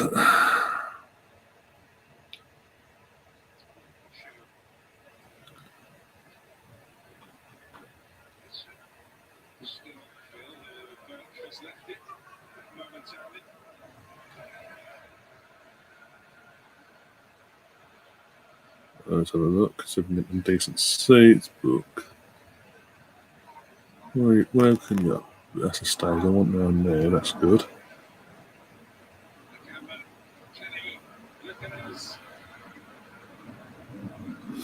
Try to force it through there. Come on. No, what was fair play. They've actually started off okay. So see how long that lasts.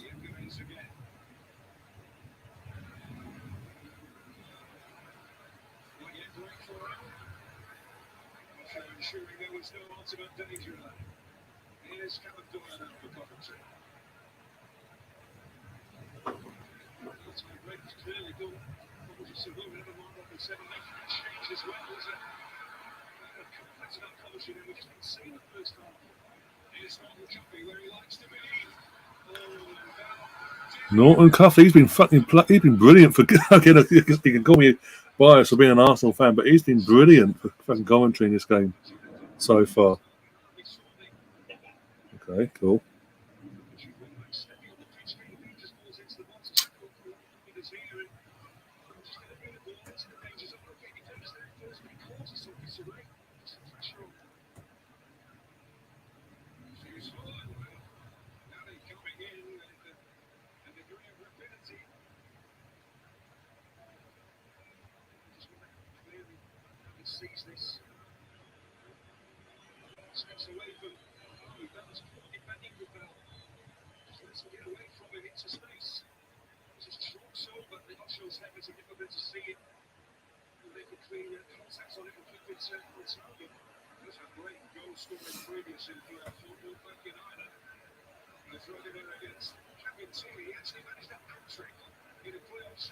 So I'm just trying to figure out. I was just doing that one. My head's gone blank.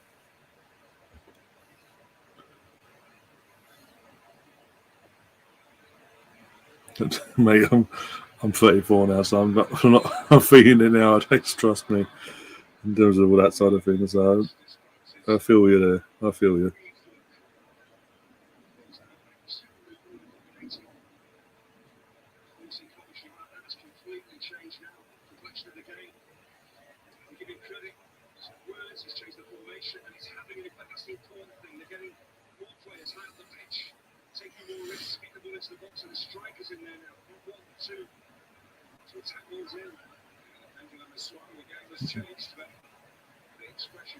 Okay.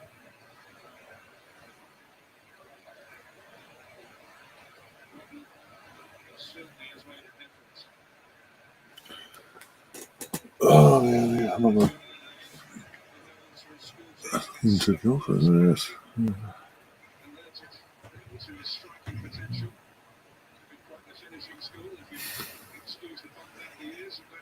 I think Biggs has gone again. Has Biggs gone again? Because he was there. He mentioned obviously he's been knocked out. We asked the question like, what exactly you mean in terms of is it your BX your actual account, or is it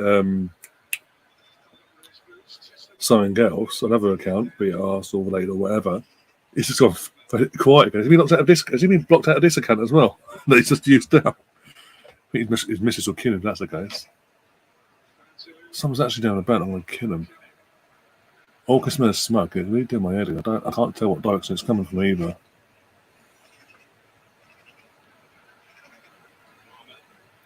The curse of being a chef, by the way, an actual chef, is that your my smell senses. Anyone's of the chef worth their salt, their smelling senses are fucking through the roof.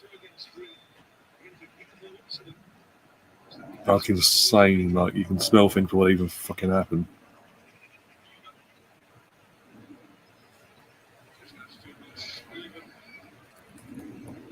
Oh, I forgot concept. I need to make sure I was having a fucking barbecue or nothing.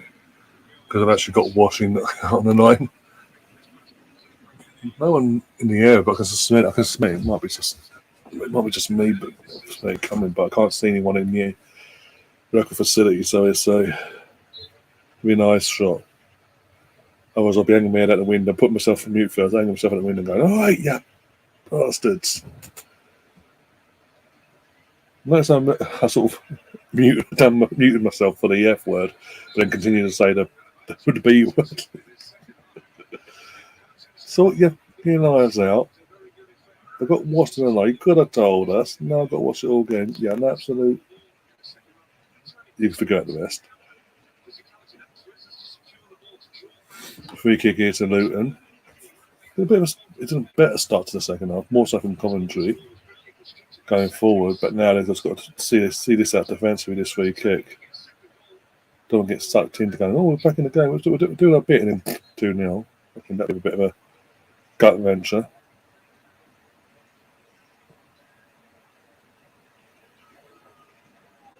There's the ball in. We go, and nothing to come of it. Nothing to come of it whatsoever. Oh dear.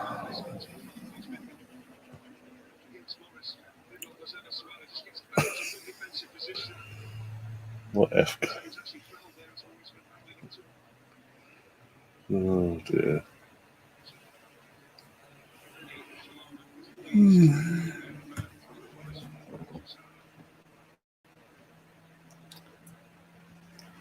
One thing, you know what?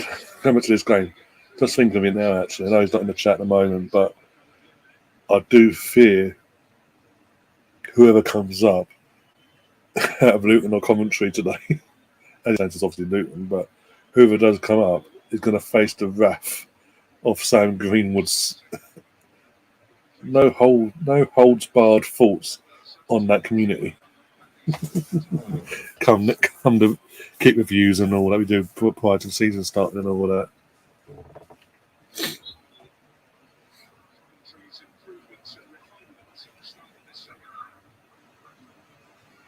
Very demure. Oh, dude, don't laugh, we cry.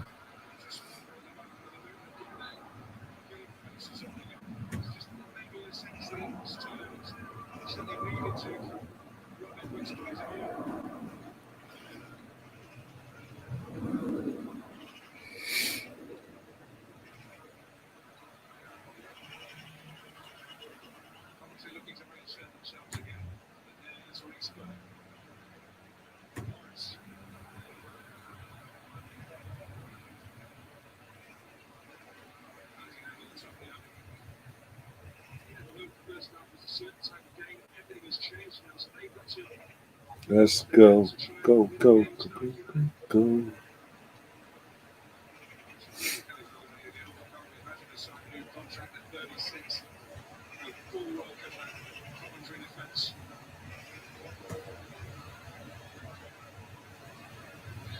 We're playing a 36 in Championship Fair Play this year. In a playoff finals, in a team that's competing for the to get promoted as well. Fair play this year. Hell.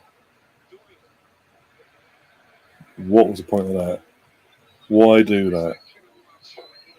There was no need to go fucking those ZFC.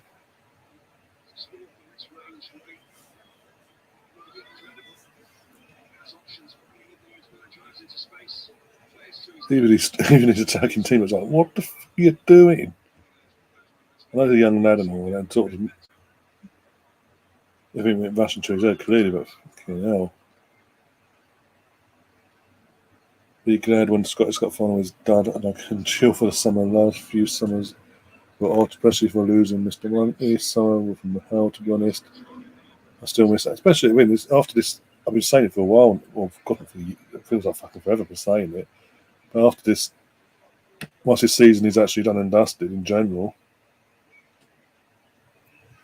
everything's back in terms of how these Premier League, Championship, and all that. Everything's been going the last few years because of COVID and all that.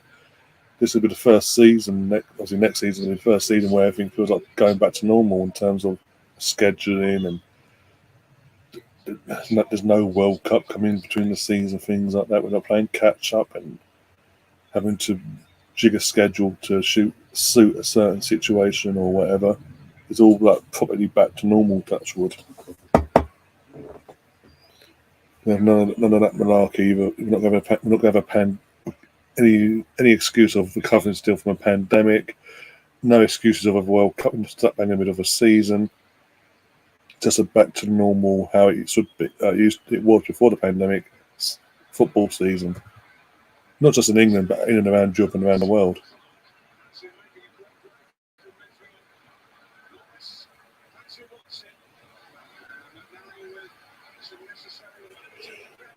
Looks like after a bit of a quiet start, they're starting to get assert themselves again in this final again.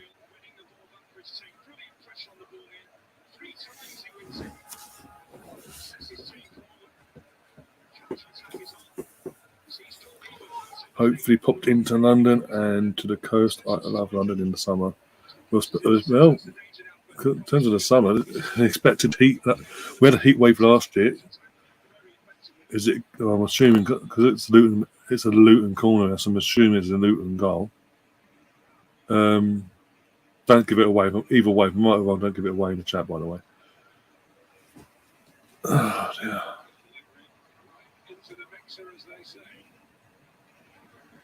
Ball back in for a second. Nope. Not yet. As I say, don't give it away. Don't give it away just yet. Just in case I am wrong. All right. Go on, Coventry. Go on, Coventry. On the attack here. Go on. Go on. Oh, what a goal! What a goal! Counter-attacking football at its finest there, and Harmia with the goal. Had the chance. He had the chances in the first half, in the 43rd minute, as you mentioned before, after with Mike and all that. They have been better in the second half, and that goal has been deserving based on what they've done in the second half. In the second half, I've got to say that, and it was brilliantly taken from Harmia as well. What a goal! And we've got a game, everyone. It's 1-1. Game on. This ain't going to be as one-sided. It did look at half-time like this is going to be a foregone conclusion. Like Luton going to run away with it. But Coventry, I don't know what Mark Robbins said at half-time, but he's clearly got the reaction he wanted because they've come out in the second half. They've played better. They've asserted themselves. They've had a few chances. And then the attack there from the corner, the counter-attack there straight from the corner, boom. Running down that left-hand side and then cutting back, number 17 to Damian and number 38. And the way his first time hits it, places it through the defender's legs, out of reach, then off the goalkeeper. 1-1. What a goal. As I say, we've got a game on now. It's full on. This is it. This is what we want. This is the sort of one I wanted. Not a dull 0-0 or scrappy 1-0 sort of situation. An actual contest that both teams are fighting for that Premier League spot, and we've got that in second half, especially from Coventry. We're getting it now.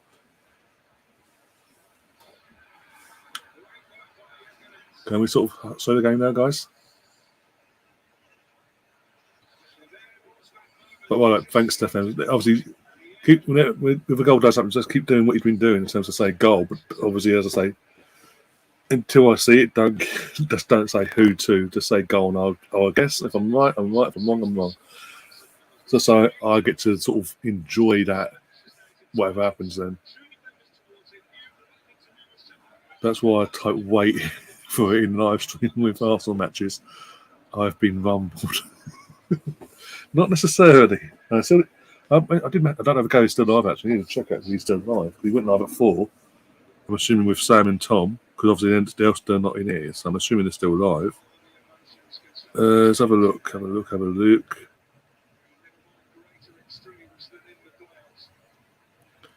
look about this house.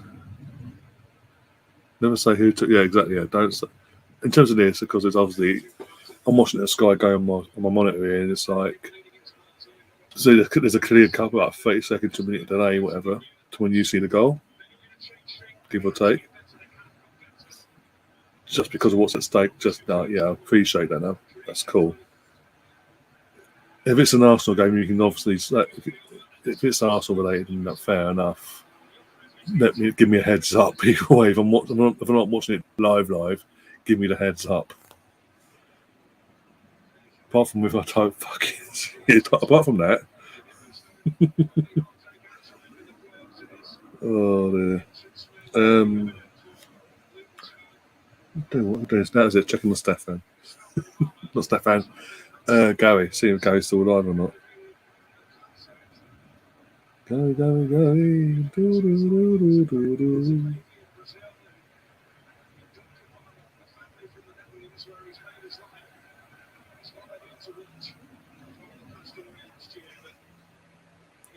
You still live? No, they're not live. So I messaged Gary this morning, obviously, see if he wanted to come on for the girls' game, like at least the first half today.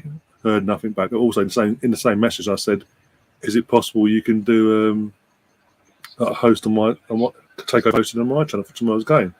Obviously, you can still we're set it up so he can still do have it streamed on his channel as well. But so far, I've heard nothing back. I think they've just finished, but it looks good. I'll double check WhatsApp.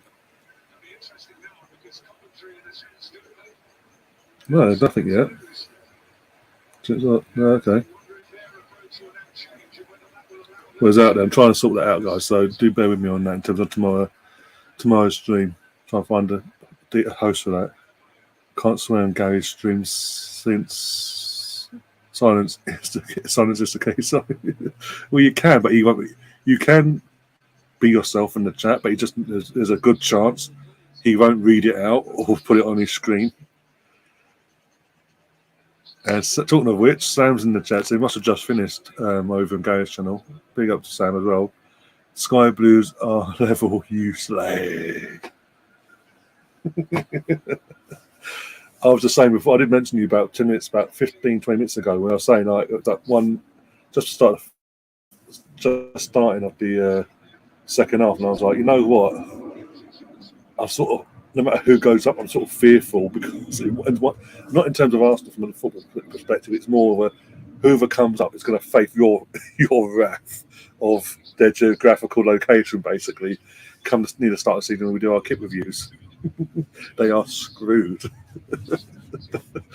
I may get cancelled because of you and your faults on Coventry and Luton, respectively. Oh dear. Who's got a game? We say 19 minutes plus injury and something to go. We've got a game on our hands. In Coventry, in the second half, they did deserve the goal back in the second half. They've actually turned up in the second half and actually gone, well, we're taking our fans in the second half. We'll give it a go. We'll try. And there've been more of a presence in the second half. First half, it just it looked like the occasion that got to them, and mentally, you could see it was having an effect on them on the pitch. The amount of mistakes they were making. But thankfully, Robin's done whatever Mark Robin said at half time. His work so far. The sub as well. Sub fucking works as well. Jesus, who would have thought half time sub would work? Can someone tell Mikel Arteta that sometimes, please? Oh, chance? Nope. Very rarely use profanity in my writing, apart from when I use Sam Green character and say you try. Oh dear God. No,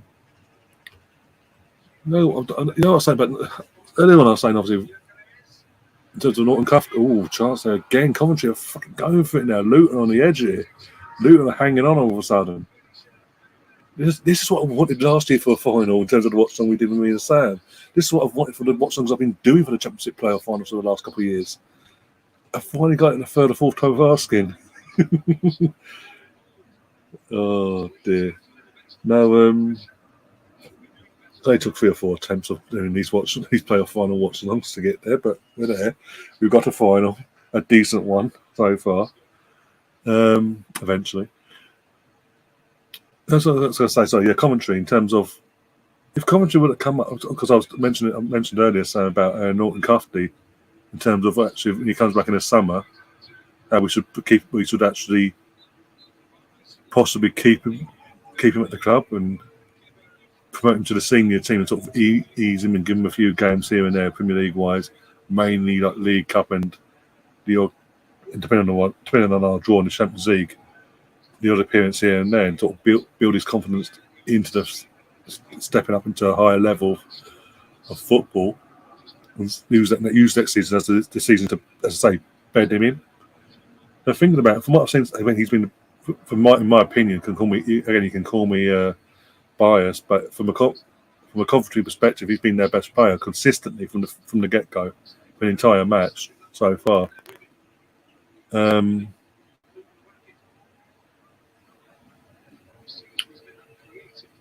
Coventry, just thinking about it now, if Coventry were to now go up this evening, would Arsenal actually be open to loaning him back out for a full season to Coventry? And he gets Premier League experience that way. If Coventry were to come up, it just does mean we would have to go out and spend a bit of money on a right back for next season, because we can't rely on Tommy Ashley. He's too injury prone. That's too much. That's too much to ask for Ben White to stay injury free, knowing that his backup and Tommy Ashley is constantly fucking injured. So we do need to go. If we don't, then go and keep Norton Cuffley and loan him back out to Coventry if they come up. Yeah. Go out and get someone short term, and then see how he does there.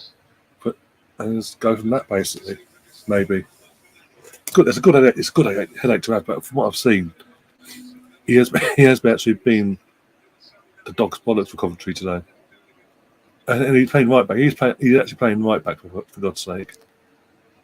As I say, he's arguably their best player on the pitch for the entire game. And the reason I'm talking crap now, because obviously the goal scorer for Coventry, Hammer, is down receiving treatment. I think he's got a muscle injury by the looks of it. It doesn't look good for him. Pardon me.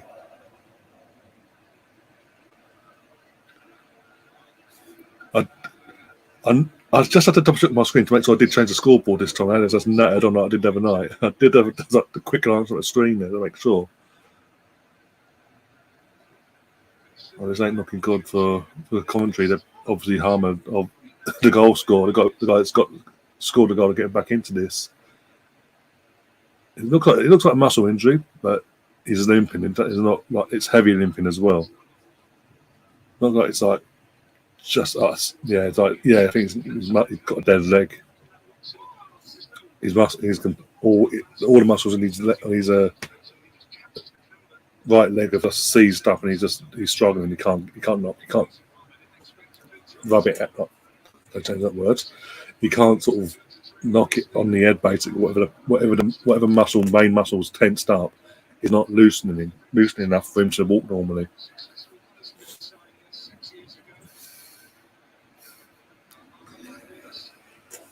Oh dear, how's Gary's stream anyway? By the way, saying, because obviously I did the women's game earlier, as you know, and then I went straight into doing this.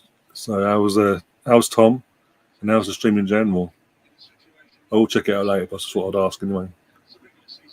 And how's Gary? Because as I mentioned, I messaged Gary about tomorrow, because I realised he was live today, and I thought I'd ask him if he's free tomorrow to take over my channel, and also set it up in a way where he can still stream and host on his channel at the same time.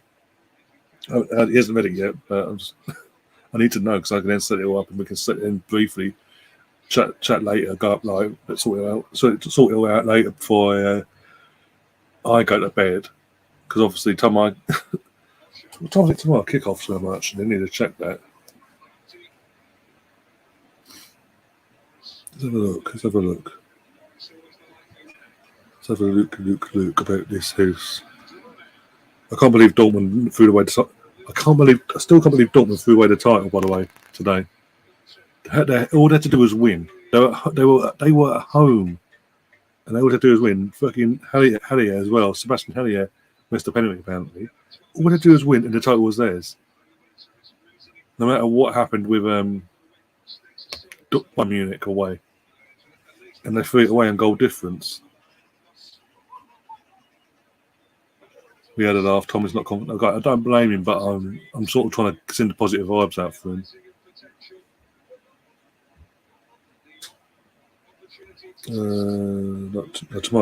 Tomorrow.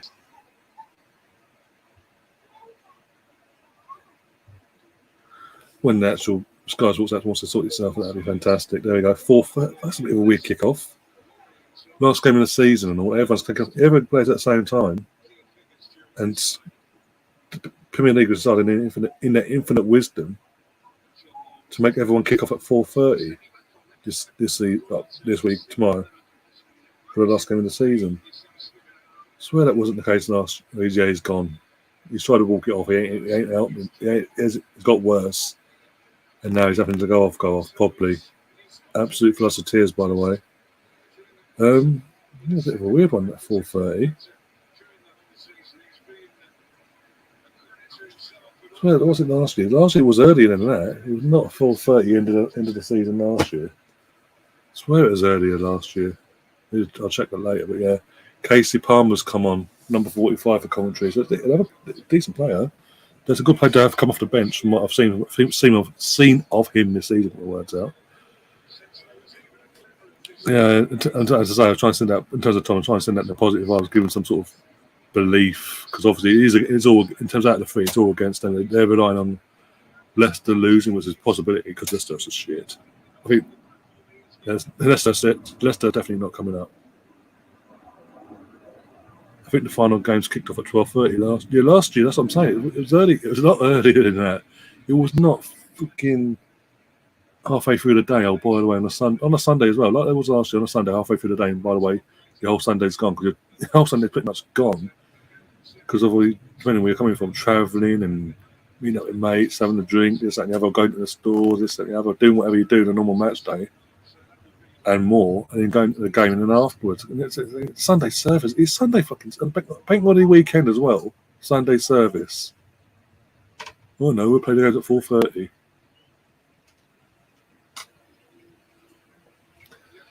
I mean, Leeds have got the chance in the sense of they've got Tottenham at home. They've got Tottenham. Tottenham shit. We all know what Tottenham are about.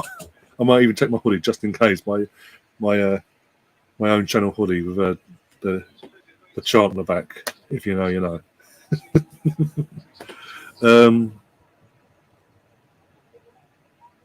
Yeah. So I'm trying to think.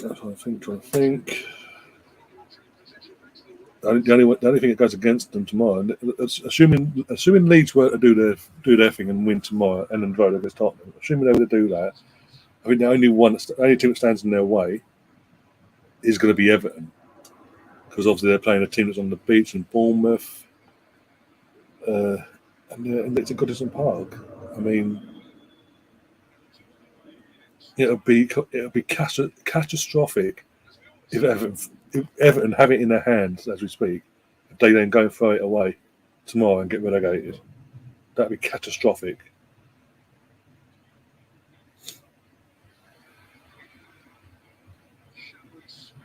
By the way, Stefan, did you want me to send that link? Oh, go. Ah, lucky. It wasn't offside, but I didn't see the offside myself, but okay. Yeah, Stefan, did you want me to put the link in for the channel merchandise site? Because you said earlier you like the mug and all that, and that's it. As I say, that's available until Monday lunchtime, sorry. So bear with me, I'll get the link. I've forgot to do it now. I mean, 82nd minute, so there could be a winner, so I need to get it in now. Where are we going? Where are we going? Teespring, that's the one.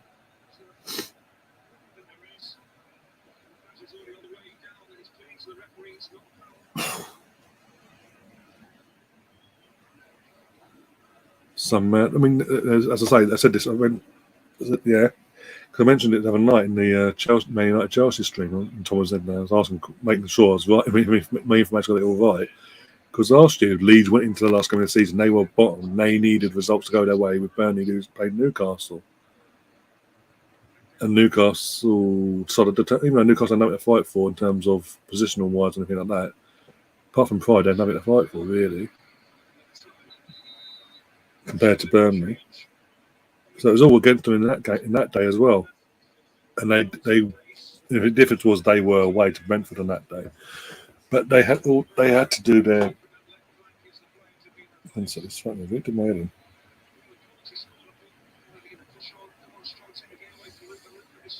yeah, and obviously Burnley lost. They beat Brentford and the last shot of the game with Rafinha, I think it was as well, scoring the winner. Rafinha or someone else? He scored. I know he did score. Either way. And obviously they've got themselves out of trouble that way. It could happen again. Imagine it happens back to back, mate. Just don't flirt with it again next year. Is all I'm saying. If they do turn it around, good luck to them. Again, the Premier League in general will be better for having someone like Leeds United in the league. I know it comes at a sacrifice of Everton, but the league needs The league need a club like Leeds, the big clubs like Leeds in the league. And Everton are a big club, don't get me wrong, but the lesser of two evils, let's be honest. And to be honest, putting the fans side of things all to one side and all that, the way the owners have operated that club at Everton, they don't deserve to be. They deserve everything they get. Put it this way: if Everton were to go down tomorrow, that's not only it is on obviously it is on the board and the owners, but they deserve it. I have no sympathy for them if they were to go down tomorrow. The only people I have sympathy for will be the fans because they didn't ask for this.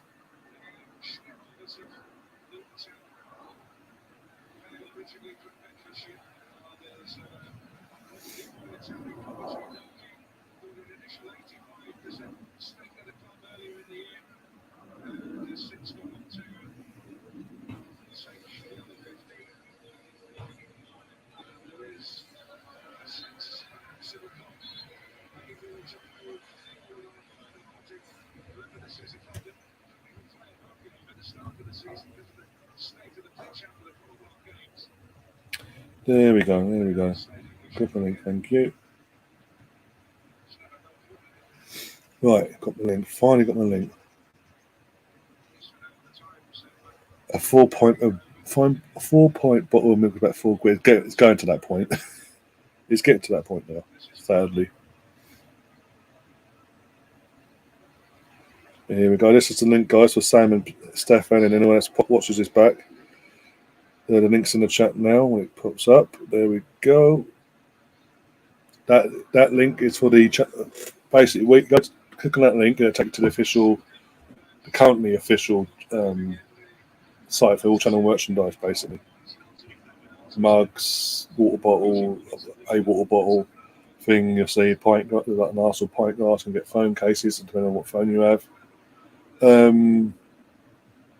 T-shirts, hoodies, bits and pieces like that. Melvin related. There's even Melvin related merchandise still on the site. You can even get a Melvin related mug if you wanted to. But yeah, if you're interested in the mugs in terms of obviously I showed you earlier, Stefan, the one you said you liked to look of and all that. That's on there till I say Monday afternoon. That's there till. And then that's it. That's gone. But you've got other mugs like you've got a Melvin related mug, Melvin's Dungeon mug, basically. You've got Arsenal related quoted mugs, basically. If you know, you know. Once you see me, you'll see what I mean. Or you just got the normal branded channel mugs in terms of it's got. You've seen me using before. It's got the traditional red and white, the traditional yellow. Ask Mr. Arsenal logo mugs, but so the red one is like the red background with a white logo on it, on both sides of the mug, as you'll see when you go and look at it. And there's a yellow one, like Arsenal yellow as well, and it's got the black logo, channel logo on there either side. And there's also a full-on random one that's a pure black mug all the way around, handles and everything. And the logo itself is red. So you've got things like that, just like channel, like branded stuff like that. But also you've got along the way, you've got that with there's other ones, as I say, on there where it's got the logos, but also something Arsenal related in the middle of it, in between it. There's options. It's a bit of variety at the moment. I've got to work on. I will be looking to work on it throughout the summer as well. A bit more quality to what we offer and all that, especially the prices. The bloody hell. Sorry, especially the prices side that Teesprings have upped things to nowadays. So I'm having to sort of think, yeah. Sam saying Coventry the better team, but it's going to go down. Penn stays on it. Oh, don't. We go to that'll be hard. Whoever goes out on that, bloody hell. I've been had tickets for gigs this year. I've got my bollocks off finishing these books, but even book sales have apparently fallen. So the bird in the bookshops said, "Fuck Tories, yeah." Oh dear, it'll get once we get them scumbags out of government, things will get better. I said it before. I'll say it again. All my sites, Stefan. There's again because I've no way of getting hold of you. Because I don't, as far as I'm aware, you still don't do social media side of things. As far as I'm aware. If you want to put any links, so you're a mod, everyone, pretty much everyone else on this channel, all the vickers on this channel are mods basically. If you want to, bear with me a second. If you want to put any links in the chat, feel free to your work and all that. Knock yourself out. More than welcome to. As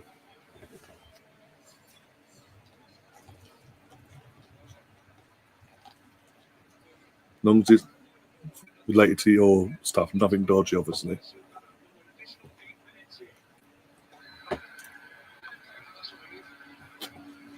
Where the fuck did 8 minutes come from? Get out.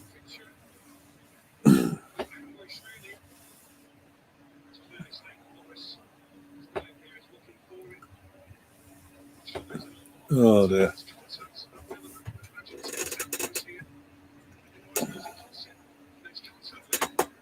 I don't understand the 8 minutes for this half. If I miss something in the second half, that's 8 minutes has come out of nowhere and been added on to injury time.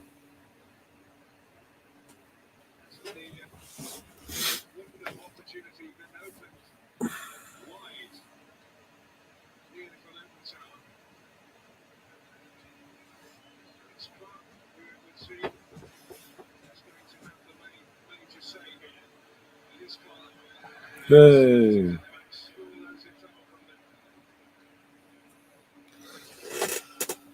Oh dear.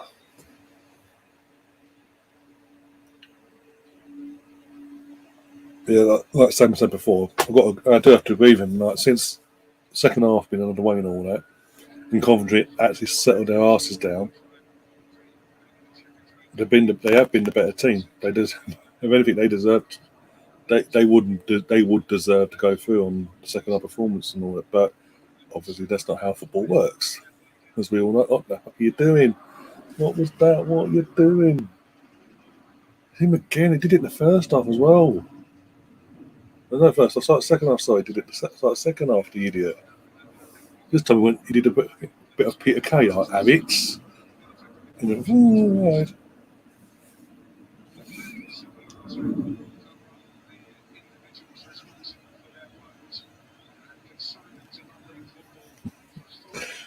And that's what I meant, Stefan. Don't put that stuff in my channel. In my channel, my stream. Thank you very much. Okay, well, I'll be ruined for life. Oh dear.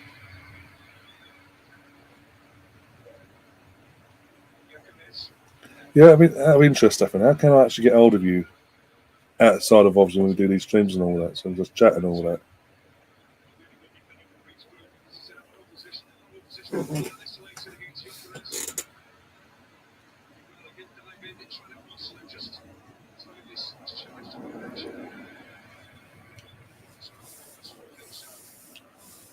They wouldn't have been a shadow what they were the first half, put it that way. This guy's a proof of Coventry actually turned up. Coventry turned up from the get go.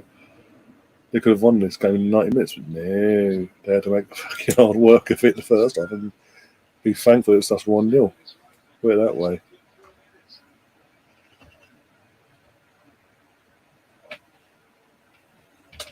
I think that's shocked Sam because I've agreed with him and suddenly he's gone quiet in the chat.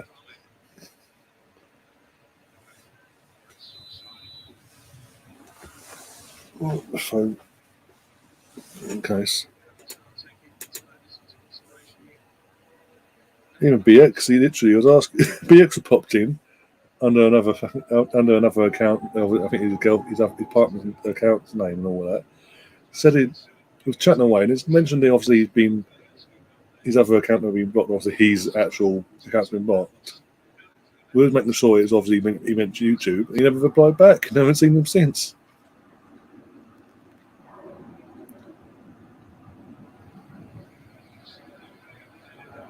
Fair enough. Fair enough. Fair enough.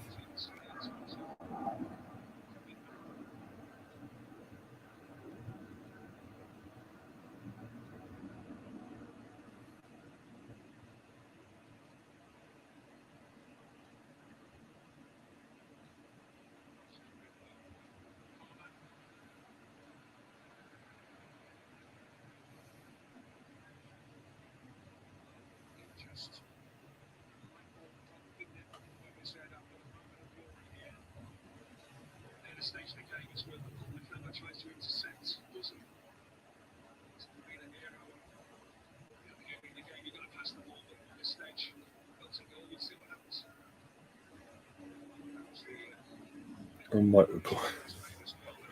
What was that line? I went off to hear Stefan's reading. Oh, okay. I thought I was literally shocked. I actually thought I was shocked you by agreeing with you.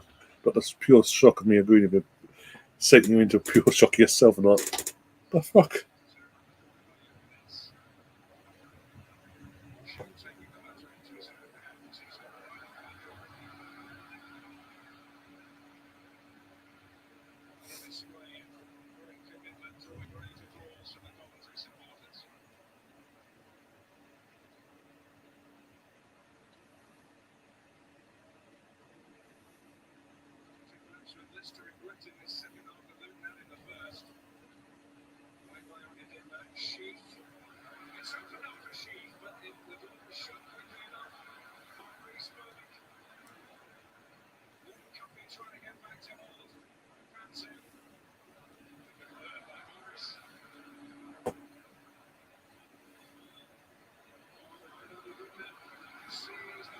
There's 2 minutes of injury time here.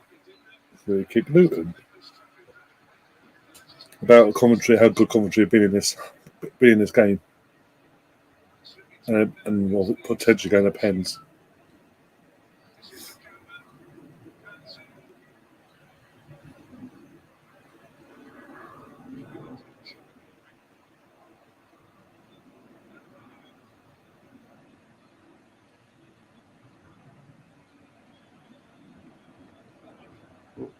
Oh.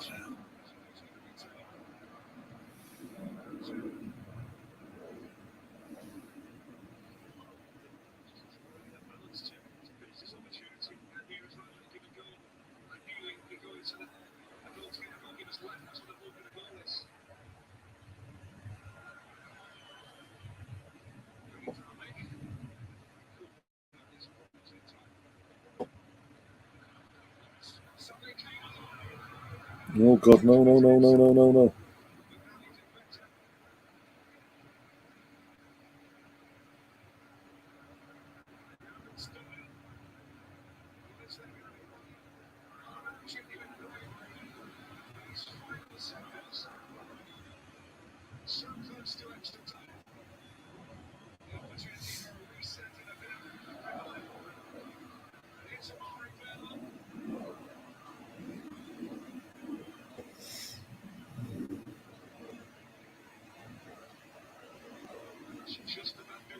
You guys are mental.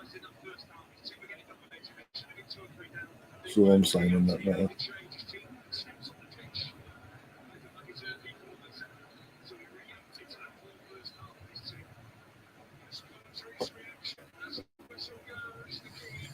There you go, full time. It's 1-1 into extra time. Yay!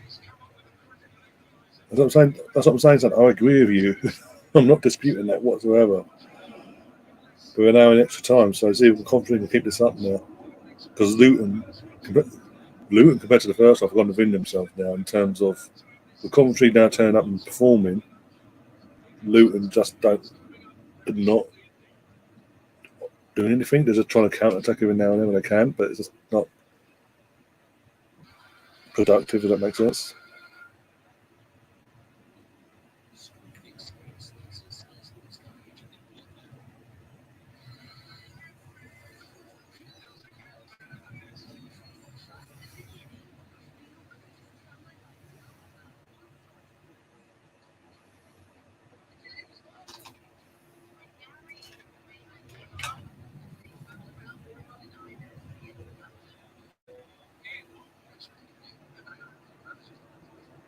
You guys, as I say, you guys, you're just softy. You're just gone. That's all I've got to say. Just gone.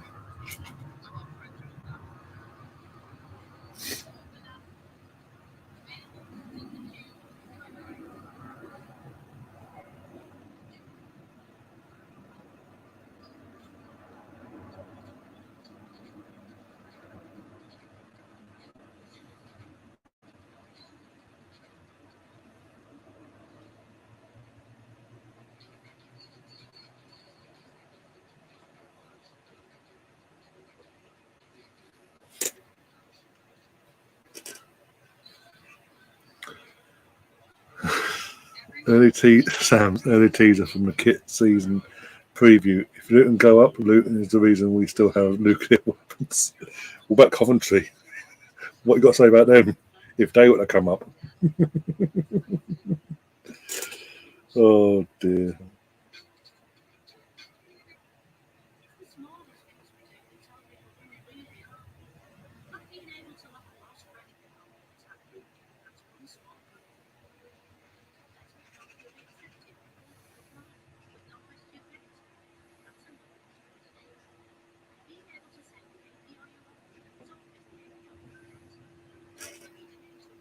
Sudan in Luton apparently. Oh God, you've started them off now. That's it.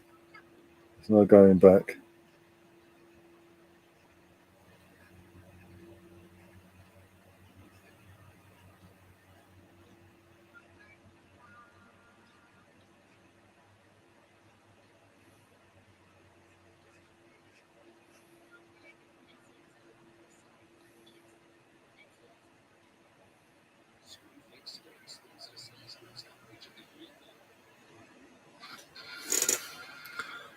The takeaways were deemed weapons of mass destruction.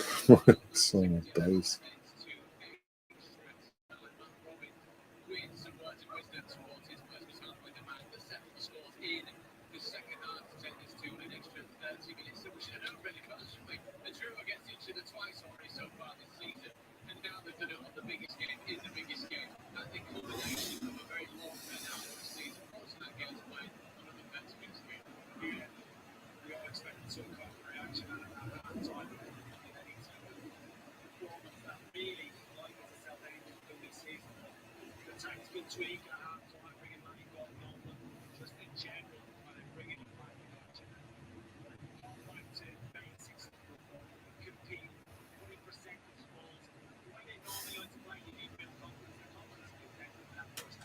Here was no talking shit. I missed you too.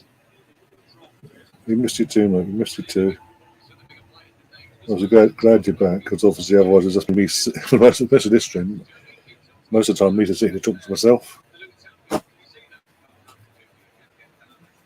Oh dear.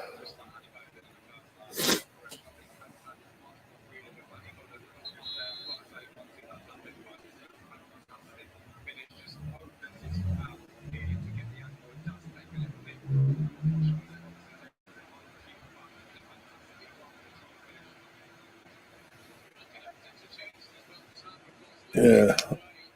Hammer or Harmer, who pronounced his name. Oh my God, his ankle's iced up. Oh my days. It looks like he's twisted his ankle because it's literally like bandages and God knows what up with ice. Mike's in the chat. Hughes, half an hour. Yeah, literally. What? You took off your best play, you idiot. All right, Coventry, you deserve to stay where you are, you bastards.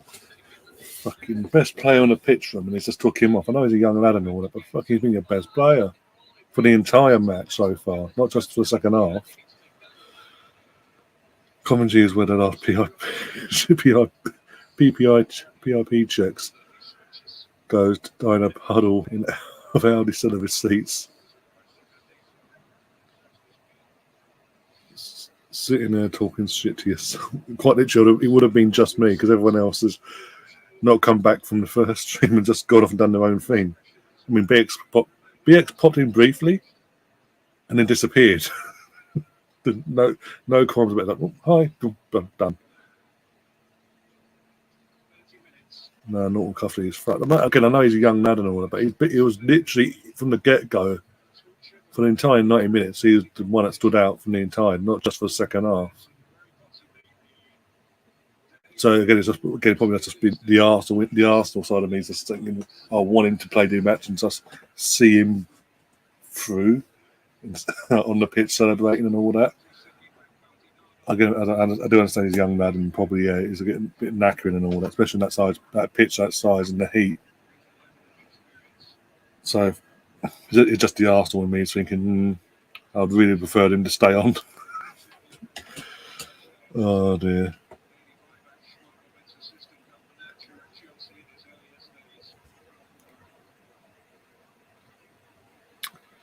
BX is a new female persona. That's what I'm saying. He did come in. He did say who he was and all that as well under the new persona. But he was coming. He was chatting away. Then he mentioned obviously his account. Oh, straight to the goalkeeper, but a bit of a need of it. Goalkeeper there for Luton. Yeah, Kate was chatting away. And he mentioned obviously his other accounts being shut down or something. Me and Stefan sort of asked the question of, do you mean not your BX Gunner account, or do you mean something else? And he just hasn't responded. He just disappeared off the face of the earth. Hawkwind, by the way, I pick up Hawkwind's in the chat behind me. It's the last of them. Yeah, Jesus Christ. Jesus, just a tad, my friend, just a tad. Oh dear. Only missing sunglasses and the green military jacket. He could become Travis Bickle. Taxi driver Sam. Jesus. It keeps we also we've got no qualms on this channel showing our ages, by the way, are we? Oh dear. Come on, Coventry, come on. Fuck Luton. I don't want Luton coming up. I'm sorry. I'm really sorry.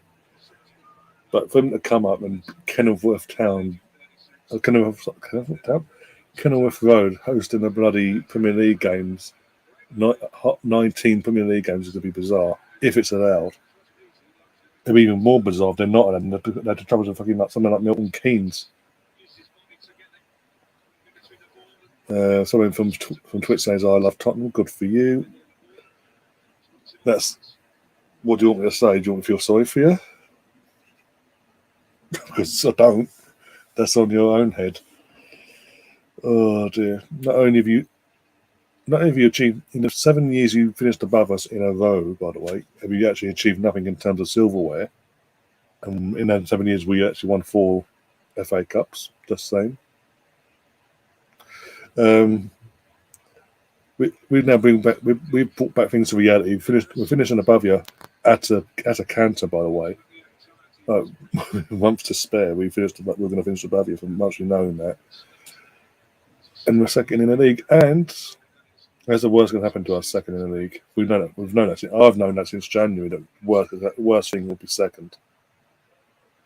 Obviously, we would have rather won the league, but it is what it is. We learn from it. We go again. Unlike Tottenham when they had their task in 17, we will kick on. And we will come back stronger. We will go one step further, unlike you lot, because we have the club history of doing that, motherfucker. Even in my lifetime, I've seen it numerous times.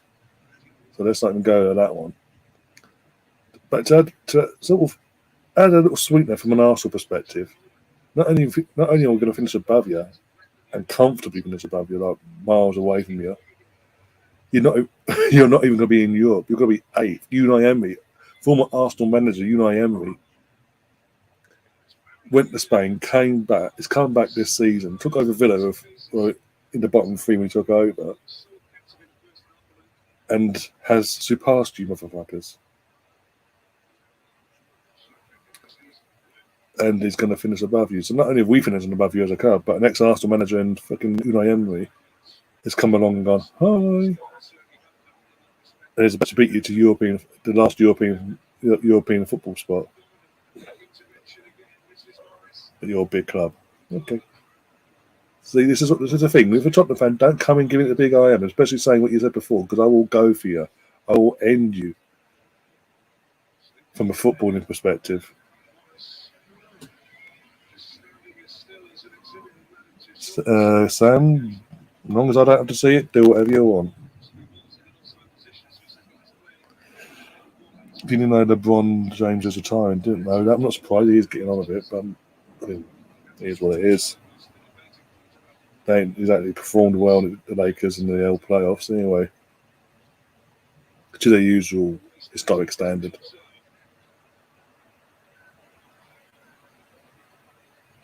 It is what it is. Give it a couple of years, and there'll be obviously he's the modern day Jordan apparently in terms of icon wise. Nowhere near Jordan's Jordan. It is what it is.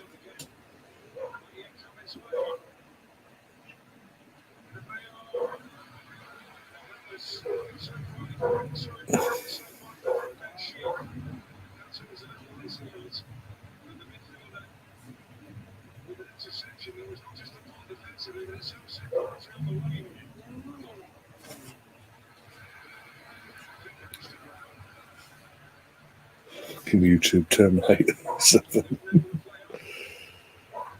Oh dear.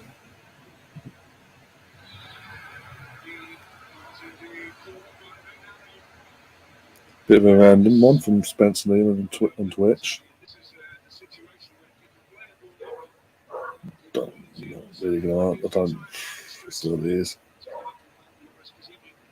Hawkman is a hooligan like Mr. Bungle.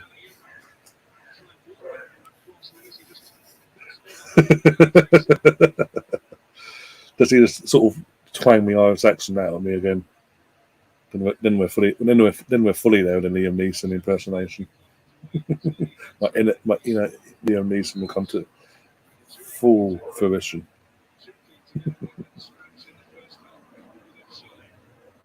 I've got a few idiots in the chat from the Twitch side of things. So anyone who's watching this on YouTube, thinking I'm talking to myself, but no, there's a few people on Twitch coming in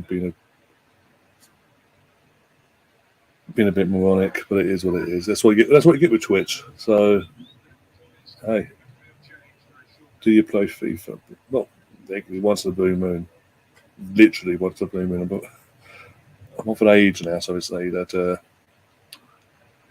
I have a life, and I'm not super good. Oh, well done, mate. You've that one up.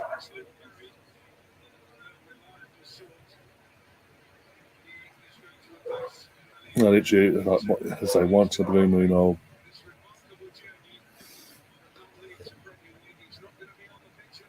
Monitor. Oh dear. Yeah, you're giving it the big iron because we lost the title to the English version of Real Madrid in terms of cheaters. It's not even alleged. It's literally they are being charged by the Premier League for financial doping, aka cheating, to get to where they are,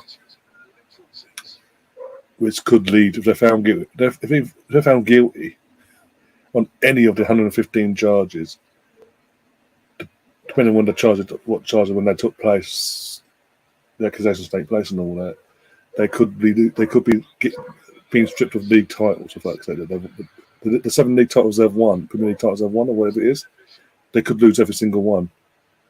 And the team that came second in every season that's happened in, that's not a pen, it's a dive. He's got to get booked for that. What good call from the ref there. Great goalkeeping in terms of literally just going like that, like, no, not touching him, no, I'm just dumping in the air, and let him be the prick that he was.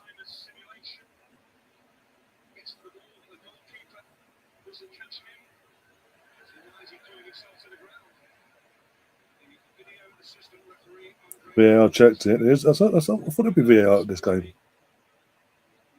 No, he's got he paid for that. He went down way too easily. Mm.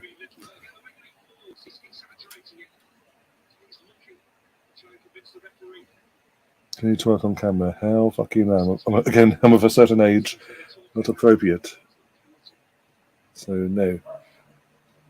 Howard were thinking, Biden is now thinking, please work VAR, please. Don't screw me over, make me look like an idiot again.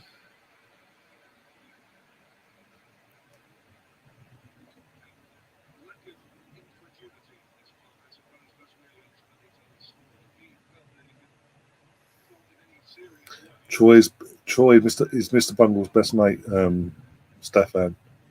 Just every now and then he changes his name from Troy to something else. As it stands, it's Hawkwood 77.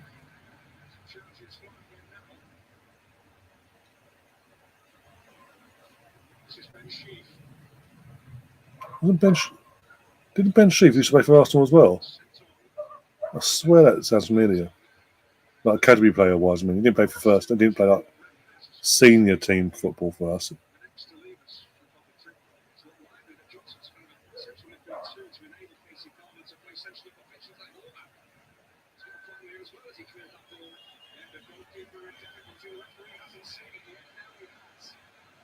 Oh, game's got to be stopped. Ref's down. Not ref's down. Goalkeeper's down. I think he's done his hamstring. He hit the ball up there. Me and Mr. Bungle's hair of our sunny unfiltered. I think that's going back a few years. Bloody hell. And then from that, he came across to me and kept me, not terrorised me. Yay. Yeah, I think he's done his hamstring, the goalkeeper for Luton. Horvath was, it looks like he's done it. Like, literally, his kicked his hamstring just pulled way too much, really liking, and hoping to sort of fix it. If not, got beat their sub goalkeeper on.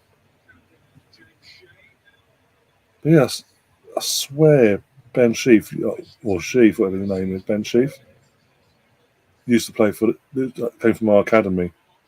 Coventry made another sub. The sub that came on, Casey Palmer came on in the second half. It's just been subbed off 11 minutes into extra time for Josh Eccles. I mean, to be fair, the guy's come on. The other guy came on. I bigged him up a bit because what I've seen of him in the Championship throughout the season, he's a decent player, but he didn't do anything in this in the time frame he got. Put it that way. Chris saying I never liked that guy. I don't know that. He came back at one point, not back on his channel or nothing, but once he gave up his channel, he randomly appeared on the in the chat one on live chat in here, and came on for like 15 minutes to about half hour, and then I've not heard or seen him ever since.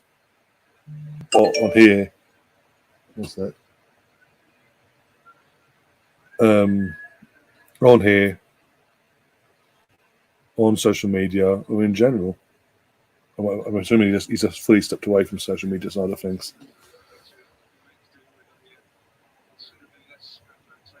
But yeah, it was a bit random at the time, but yeah.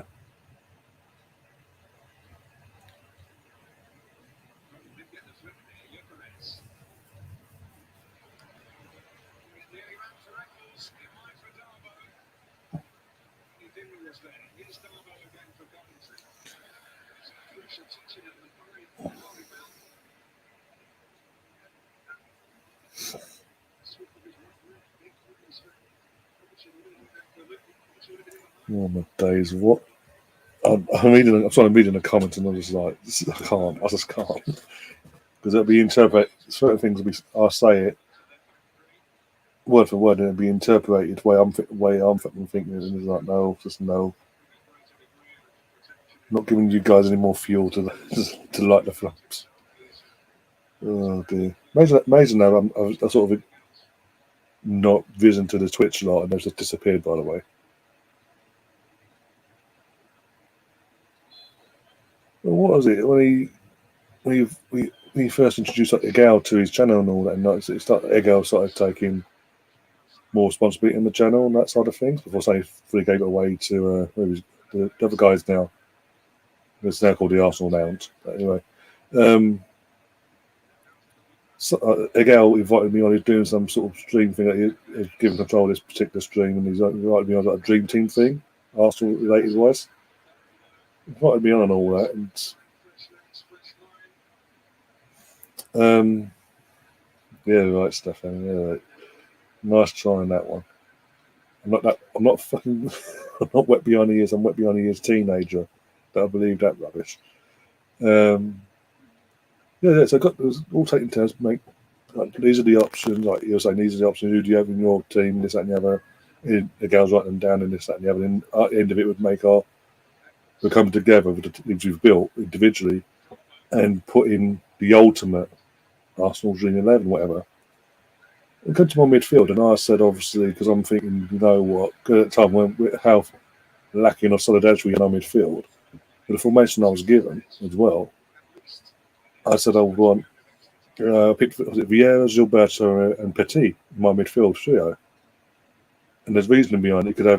You could literally do it in a way where Vieira being the anchor, or any of them three I mentioned could have been the anchor in the trio there, and having the other two just ahead, being the link up to the midfield and the attack. The rest of the team, the rest of the attack, and let's have that link up play between who was that anchor on going forward and all that. Them two could do their bit there. Too defensive. They're way too defensive. Won't score any goals. Well, it shores things up midfield wise defensively, but yes, it would. If you do it the way I've just said, it would, because they had that about them. No matter who you put, whatever two you put just ahead of the anchor, you would have that. Even the anchor would have had that about him. But it is what it is. This is looking as goading. And then the first time he ever invited me on his channel was when this was back when I had Sky Wi-Fi. Way back when. And that was when I think you guys don't know, the regulars have been here from day dot. No, Sky Wi-Fi here was an absolute nightmare. Absolute nightmare. We've only actually had decent.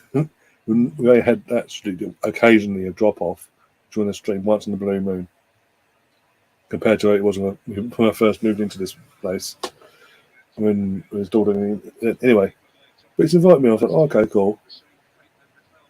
I mean, that top I had at the time was playing up, so I thought I'd go on my phone. And the phone and the internet started playing up. He's like, oh, you keep dropping that, I'm gonna drop you out. In terms of just completely, I'm not going to have you back on for the rest of the night, basically. I'm like, it's not my fault. It's the fucking internet. And it drops again as I'm saying that. It just completely boots me and doesn't talk to me for fucking weeks on end. Until a girl then reaches out and does like, oh, by the way, we're doing this dream team thing. Would you like to come on? But hey, it is what it is.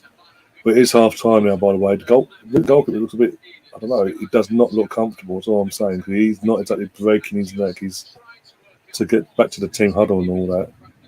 He is literally half-hearted jogging and literally mainly walking back to his team. You got to make me work. Yeah, if you say so, my friend, if you say so.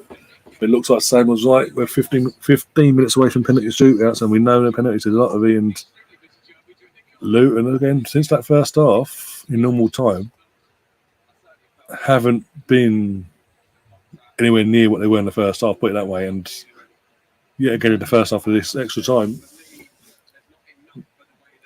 very 50-50-ish, but more of a more like, again, they're back down to that second team sort of thing. The odd counter attack here and there, nothing major.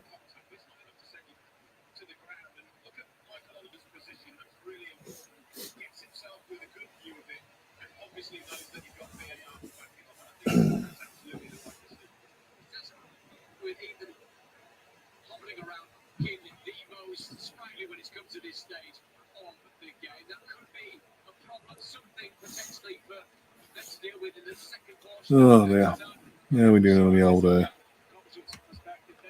channel side of things.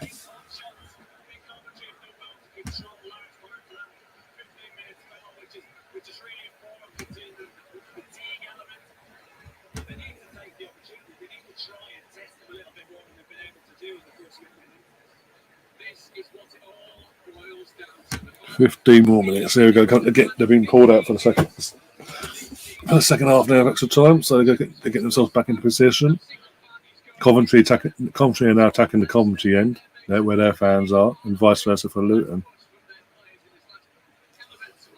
There's been a sub though. Come on, who's this? Who is this? Taylor. Taylor's come on for Adebayo. Again, he's been Adebayo's been a bit quiet, actually, to be honest. I think he's limping, so yeah, it makes sense. But Taylor's come on. Like, I don't blame him. I didn't expect this to go this long. I need to go down and get fucking dinner in a bit after this. As soon as it's ends, better. So I can go down and get some fucking chip shop, basically. That's what I'm having tonight. Screw cooking in the kitchen in this heat. Humidity-wise, hell no. I don't have to. I'm not getting paid for it. No.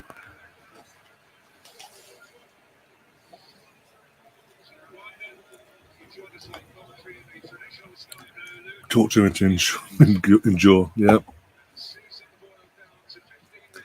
Stefan, let me know. Also, in terms of grub-wise, let me know what you're having anyway for yourself and your end.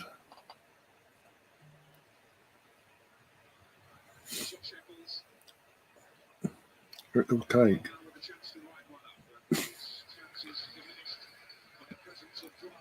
I mean, it's been so poor. Even Sam and Troy have gone quiet, and on the chat, I think we just died of boredom watching this in terms of the game. Like, seriously. Oh, grab his shirt like that. It's fucking lucky. VR might look at that. We've got a corner though. What was he doing? They could have. I'm sorry, the Coventry player goes down. Like he's right. He'll be rightfully so to do so, to go down in the penalty box there. That'd be a call for? But that would have been a massive call for a penalty. Then you're putting yourself right in bother. Yeah, certain players that have been playing now pretty much the entire game. The cramps starting to kick in their feet and all that. And this, as soon as they get a chance, they're literally stretching their feet, stretching their legs, you name it.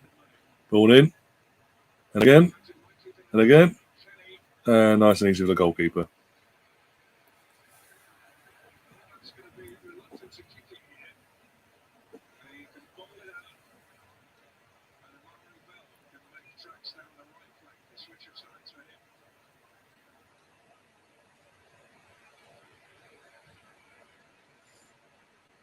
Oh dear.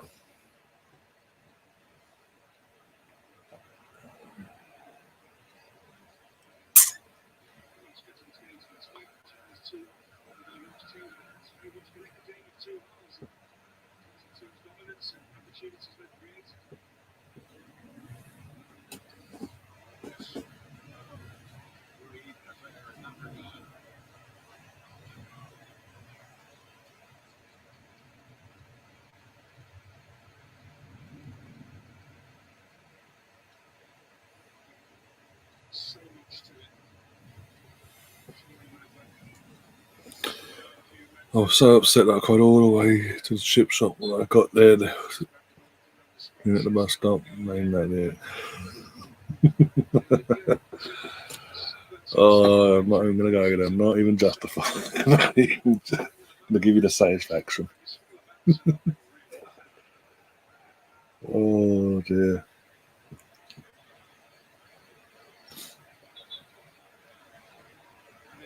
I'm probably thinking of another song as well, possibly. But yeah.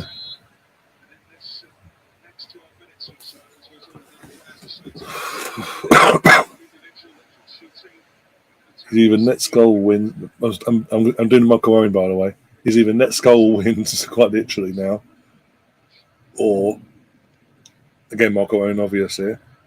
Penalty shootout, and if it goes penalties,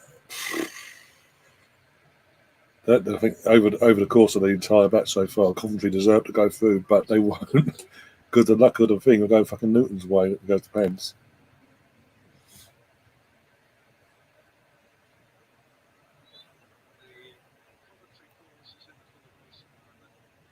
Also something in the punt days.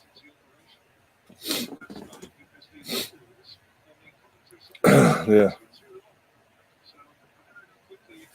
So we've got 8 people who walk out. Yeah. Currently watching, and only one of you are interacting. As I say, Sam and Troy got in that absolute shock at the poor quality of this game, and was passed out in pure boredom. Bloody hell. That's a fucking foul. So technically, that's a bookable offence as well. So Morris has got away one there.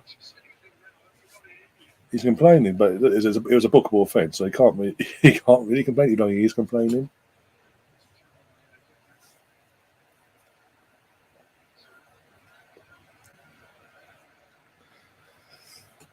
Oh dear. I was dosing off. I thought so. I thought so. I said 6 on my thing now. So I've mentioned obviously 8, and then 2 of them dropped out. It says 6 on my screen. But overall, I mean, the numbers, considering this isn't Arsenal content and all that, it's doing decent numbers in terms of overall view so far.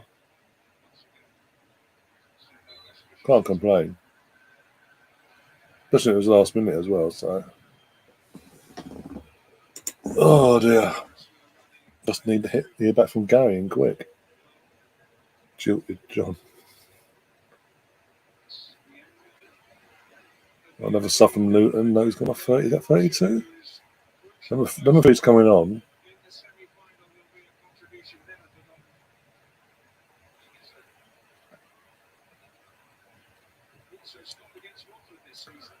Also, in terms of penalty shooters, I don't know what the goalkeepers are like when it comes to penalty shooters. So I really couldn't call it if it went in pens. Basically, on goalkeepers side of things, I honestly don't know their records. Gabriel Osso has gone off, and Dan Potts has come on. Not the Dan Potts of a certain big platform channel, shall we say.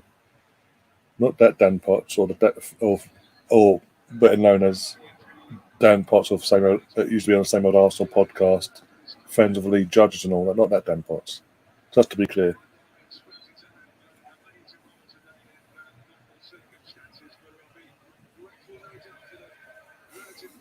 Your price is an invisible blow-up doll.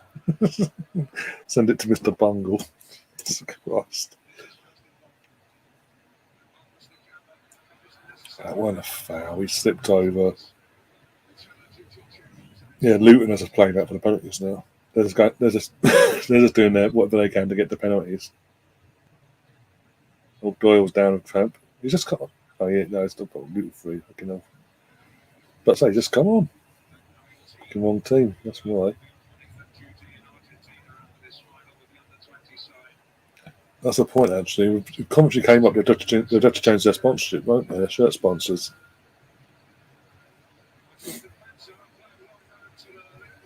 Yeah, Cramp's kicked in and Doy here. Oh, proper Cramp as well. What day is that? Panzo's getting ready to come on for Coventry. Coventry's number 2. I will laugh. Oh, dear.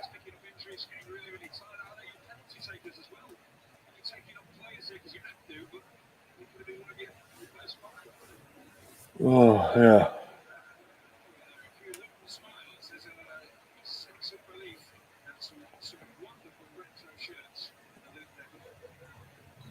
This has literally got fucking Luton nicking some penalties all written all over it. For the majority of this game, apart from, as I say, first half they were fantastic, Luton. Let's not get it twisted. Second half onwards, they've been poor. Their Coventry have been the better team by far. But this has literally got a penalty shootout written all over it and Luton to win it on pens. But they're going to nick it like that. And that's horrible. That's harsh. That's not on. That's really not on.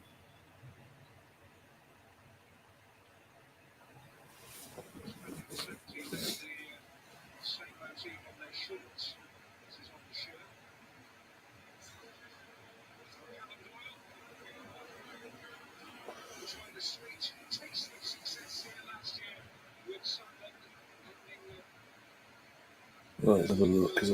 About this. Link.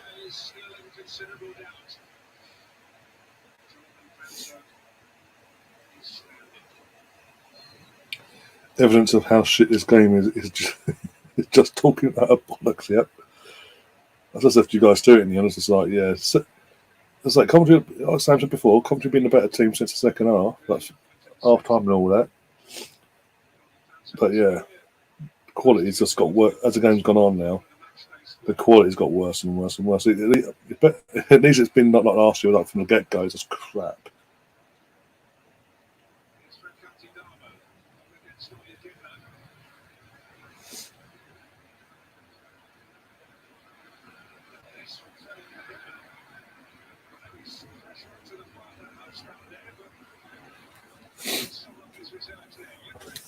Don't control the ball. Don't do that.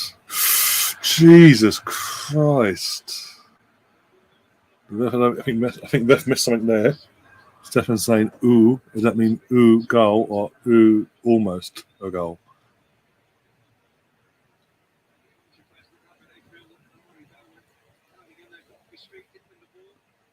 It could be worse. From what I've just seen from a tweet. Ooh, it could be a pen. Apparently.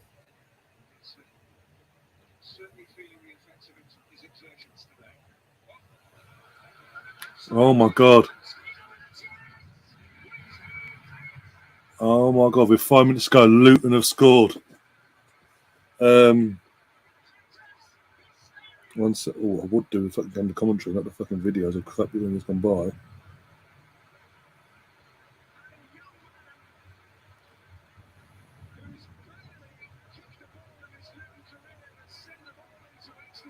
Well, maybe not. Maybe not.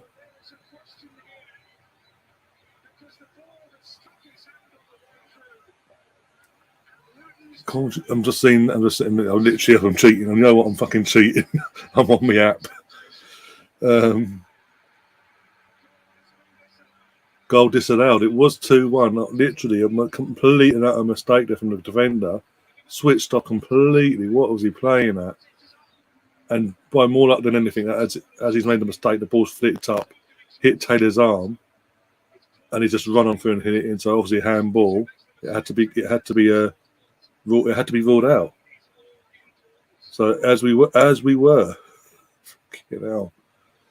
Oh my god! Oh, that is a massive.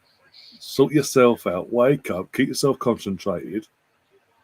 Because that would have been so undeserved. If Luton win this, it's so undeserved over the course of the game. And I'm not just saying this is slow off Luton, but it's just they've been since the second half got underway in normal time. It's been crap.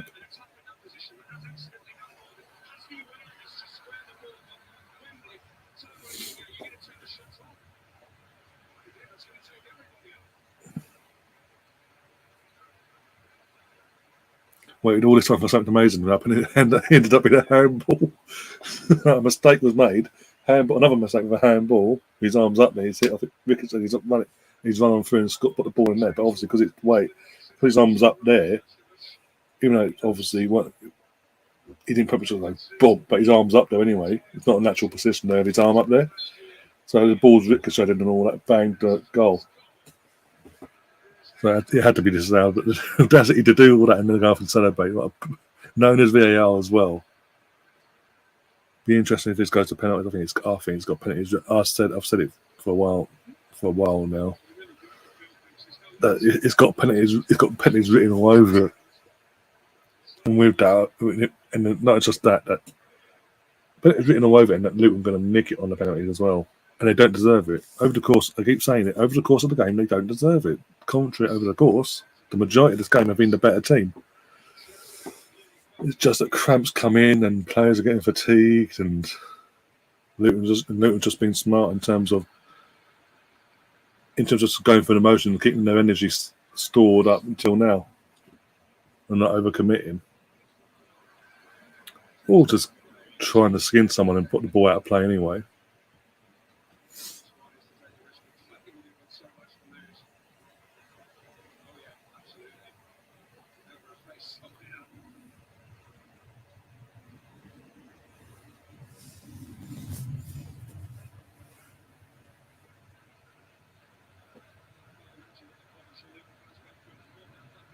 More interesting than the fucking game, to be honest. Yeah, can't deny it. Honestly, I genuinely thought when Coventry's got the equaliser, the game then just burst into life properly, and it's just coming down to ultimate scrap, end-to-end scrap. Who wanted it more, sort of thing? But it's just gone. It turned out to be a fucking repeat of the entire game of last year, and the year before that, and the year before that, where it's just like the nerves kicking and like, oh fuck, we can't do this. We'll just do this. We'll let one team dominate all kind of, and then because they're not quality-wise good enough, we'll just go for the motions and get ourselves the penalties and try and nick a win along the way if we can. 2 minutes injury time, 2 minutes and it's penalty shootouts. And again, I'll be watching it about a minute or two behind. That was a handball, but okay. And I've missed that at home. Cool.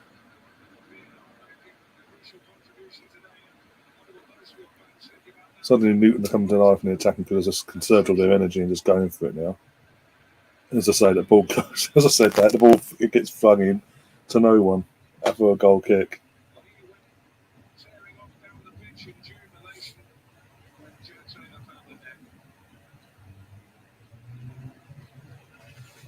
And Stefan, because obviously you're a bit ahead of me as well, you're watching it clearly live. Let me know what end the penalties are going to be taken. If it's going to be in front of the Coventry fans or the Luton fans. Shade or no shade? Put it that way.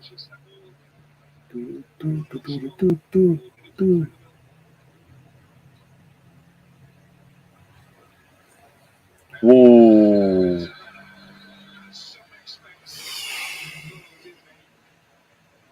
Thankfully, he's getting up. The guys, yeah, Barry's getting up. He looks okay, but literally there's an initial shock of going, oh, fuck, 5-4.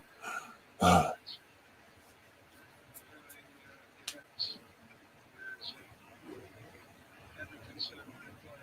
don't know, it depends. They missed every pen for the first.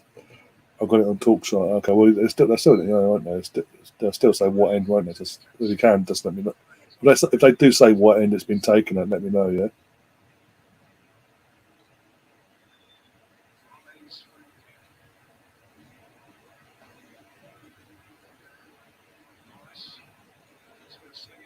All in.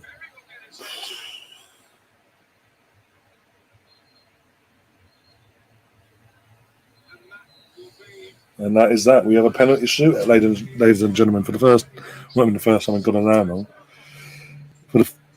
Again, last year was a one-off, and now we're back to penalty shootouts, deciding who's going to be playing Premier League football. Fucking hell. I'm going to have a punishment. Every year I do these Championship playoff finals thinking they'll be better than the last one, and it just turns out to be just as worse. Just this time we had 2 goals in it. But as I say, I know you're born, you Stefan, and anyone's going to watch this back, but Coventry had a better team. For the majority of this game, from the second half all the way to then, they were the better team. But then Luton were just doing what they do. They needed to do get through that. And Coventry for the last few minutes just then not switched off, but like dropped back a bit and just sort of wanted to defend out and get the penalties themselves as well. But now it is it's quite literally winner takes all. There's no. Sam's back says, yeah, you called it. To be fair, you did call it after it went 1-1. It went 1-1. You came in after Gary's streaming or what. You did call it. To be fair to you. Fucking hell.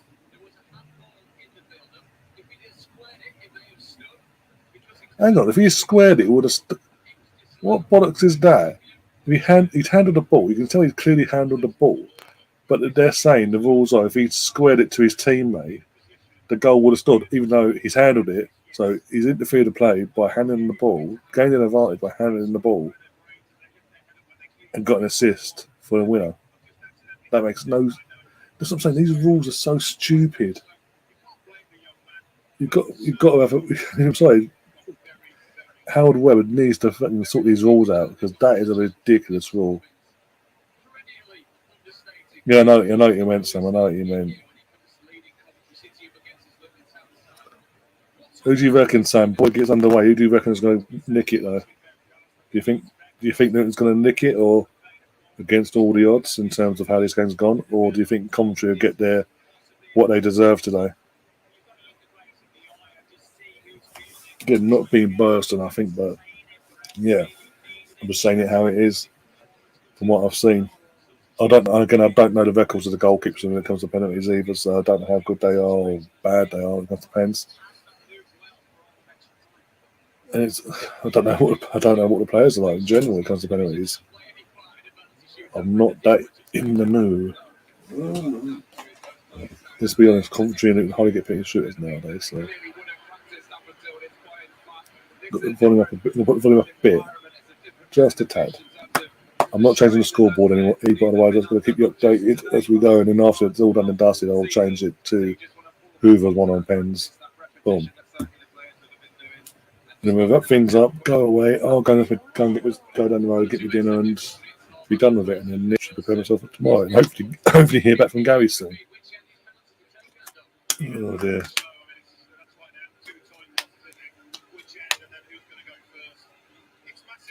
So yeah, captains have been called over, basically going for the motions, going to do flip the coin and all that malarkey. Whoever wins is going to decide first off what end we're going at. Then we'll do another flip and take them first and this and the other. Penalties have been taken at the Luton end. Okay. So if everyone watching this dross yet, sort of let's go penalties out. Hi guys, we're coming out. Penalty shootout. Boom. Go. But the penalties have been taken at the Luton end. Luton won the toss. It's at the Luton end. I didn't see who won the toss to go first, though, so I have to wait and see that one. But come on, Coventry. Come on, Coventry. I'm going by what I've seen and who deserves it more. Luton, again, I keep saying it. I'm going to get bored people saying it, but after we went to half time, from the second half onwards, they've been crap. They went hiding, and it's more luck than anything. They're in their position, put it that way. I had to stretch my imagination to talk it for 4 hours. Well, 3 hours on this, I know. On this particular string, need 3 hours. Okay, now here comes the Coventry goalkeeper. He disappeared for, I think it might be a toilet break, a tactical toilet break, so to say. Do a bit of research while I'm on the toilet, lads. Who goes where?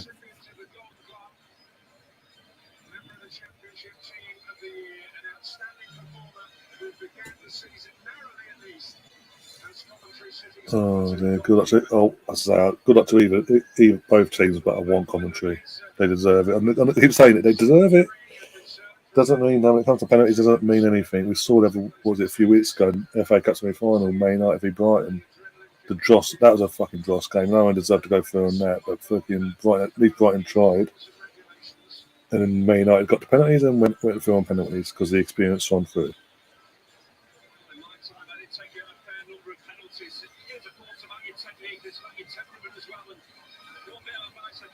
No one says historically when it goes to pens and it's at the when Huddersfield played a few years back, it was that the pens took place in front of the Huddersfield fans. Huddersfield went through. Was that the last time we went to pens? Oh, I just don't remember now. Because there was the 2 years where the 2 playoff finals where there was no fans in the stadium, or barely anyone. They're going to crap anyway. Was it Fulham Brentford? And Fulham won that one in the full-on shut-off playoff final, when no one was in the stadium whatsoever. Who went up to Fulham? Was it Brentford? Yeah, 1-0. So whoever's taking the first has gone 1-0 up. Luton, there we go. Luton are taking the first, so it's 1-0 called Stefan. Here we go.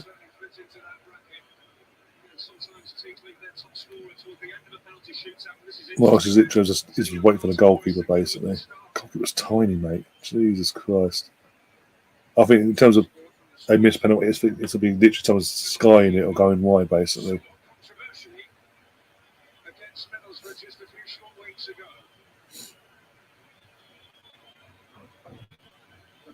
All comes down to this now. Here we go. I'm about a minute behind you by the looks of it, Stefan. Here we go. Penalty number 1. Cool and calmly down the not down the middle, but down the goalkeeper's to the goalkeeper's right, basically. Won't say score. They can say the score. It's fine. They can say it's a score. It's a penalty shootout now. It's fine. Absolutely fine. You knock yourself out. If it's 1-1 or still 1-0, just say. It's not going to say he said he won't say score. That means he's missed by the looks of it. Then the phone's not buzzing mentally or anything like that, but the fact you say he won't say score means that they've missed. We don't know. I don't know. You're confusing me now. Oh, what a pen! What a penalty! That was not that wasn't just placement. That was power. But the goalkeeper might have got over to that. Maybe if he was quick enough. Stefan, please say the score, please. It's penalty shootouts. I told you, it's fine. Tell me. Put me out of misery, so I know in advance what's going on.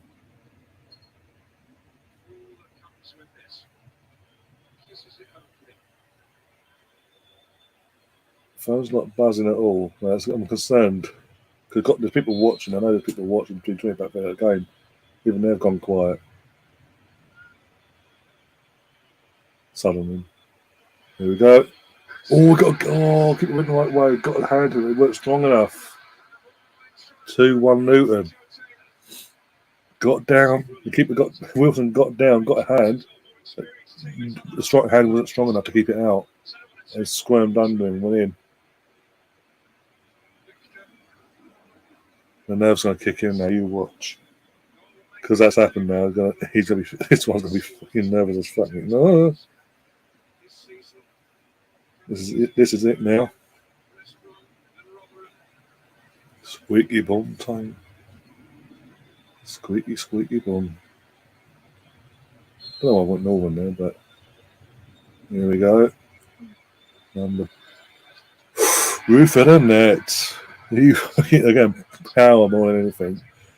And a bit. If he went back a bit even further, that would have been going over. But no, he only needs to smile a bit, mate. It's like teams going to play a fine on the verge of achieving something historic here, getting yourselves back in the Premier League for the first time in 20 odd years. 22 to be exact, but yeah.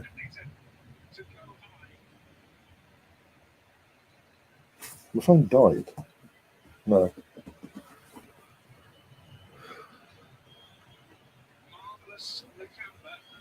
So I'm not. My phone's not buzzing now. I know someone's obviously won or whatever. But at least I'm not tempted to look. Good pen. Goalkeeper goes the wrong way. And yeah. 3-2 Luton on penalties.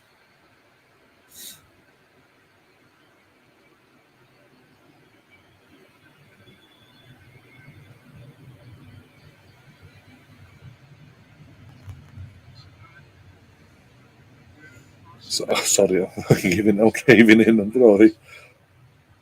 I'm so sorry. I've got a cave. Oh, go away.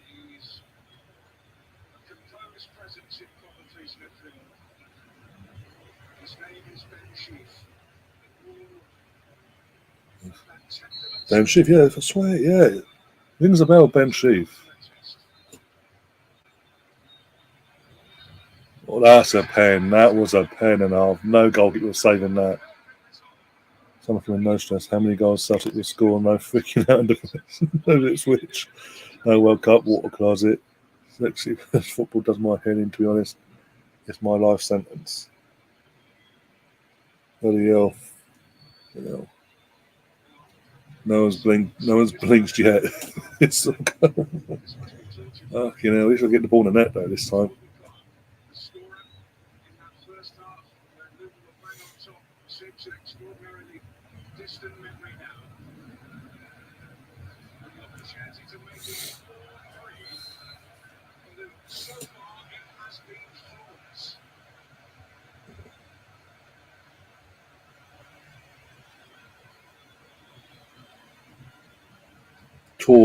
Getting goalkeeper goes the right way, but Clark literally side netting, aims at side netting, and again no goalkeeper because it hits it so perfect into the side netting. No, no goalkeeper was getting to that.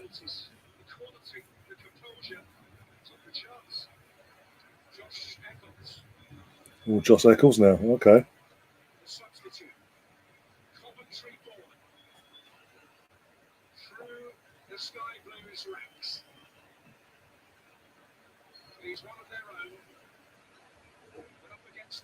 No pressure on this kid. No pressure whatsoever.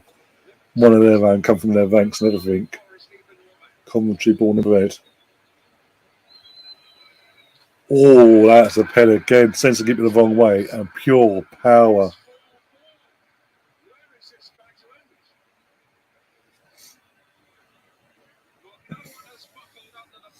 It is now literally more than the proper pressure moment now. The pressure cooker is on. Gas turned up. Who's going to buckle? We are now in sudden death. It is literally whoever misses his captain office, Michael Owen, is going home empty-handed. If my phone starts buzzing, I know it was coming. Put it that way.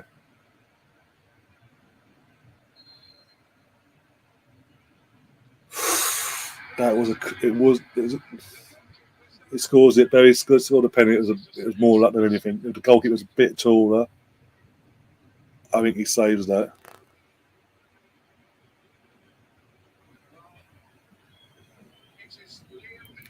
Arsenal Forever says, and it's a Craig, but got Craig, how you doing, my friend?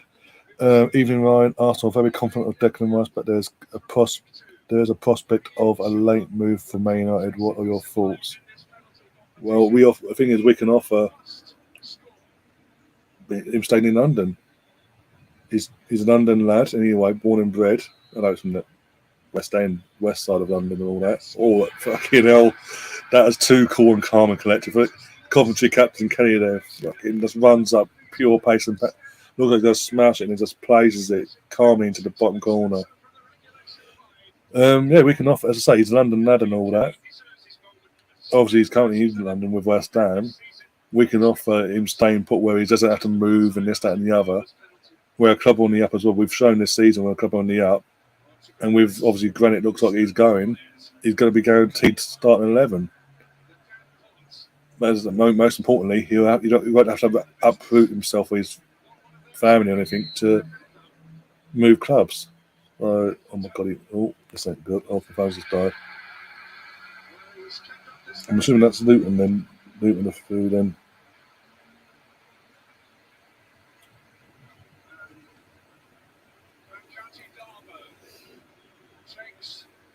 This is it now. Diarmo for Coventry City.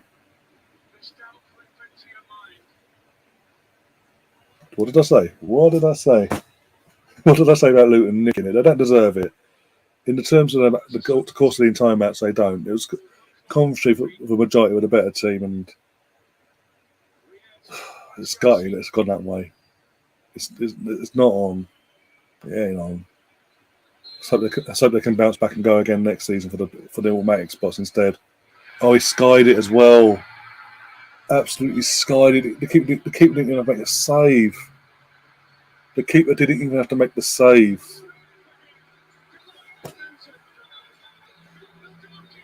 Oh, that's even worse. When you fucking sky it like that.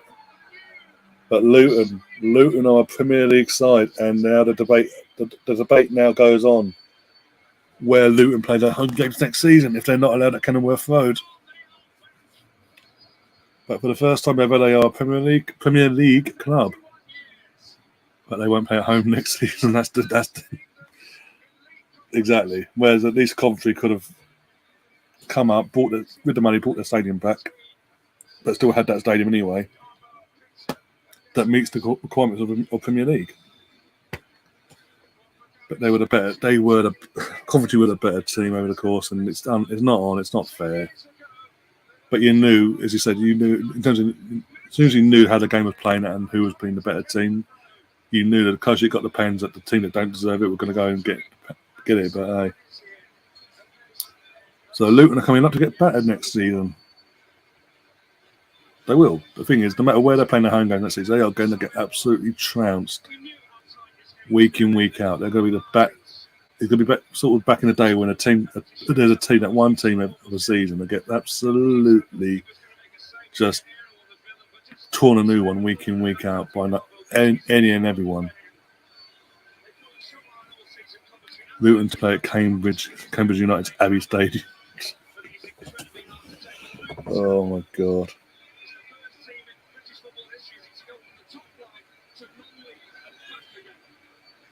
There you go, a bit of history though, in terms of what Luton have achieved here. The first team to go from top flight football all the way down to non-league and back up again to the very top of the football pyramid.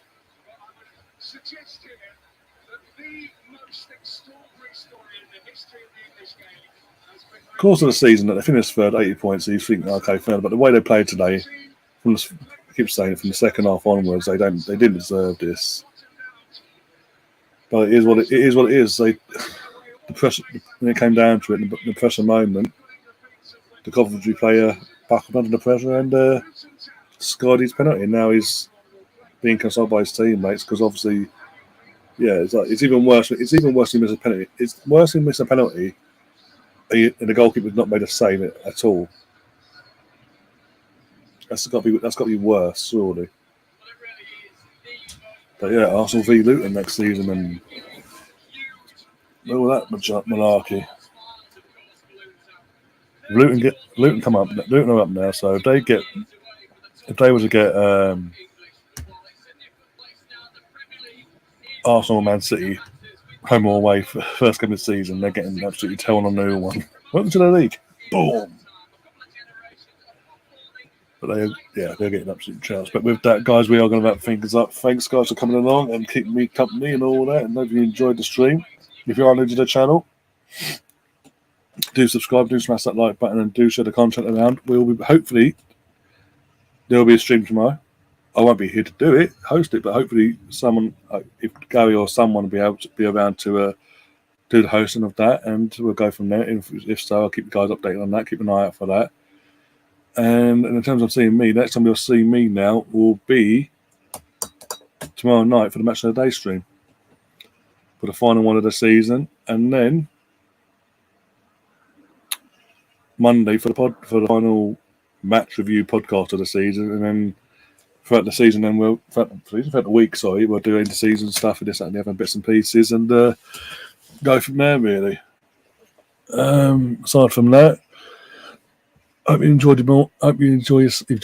show, and obviously take care of yourself. Morning, afternoon, or evening, whatever. And as always, up the Arsenal. Come on, you got this.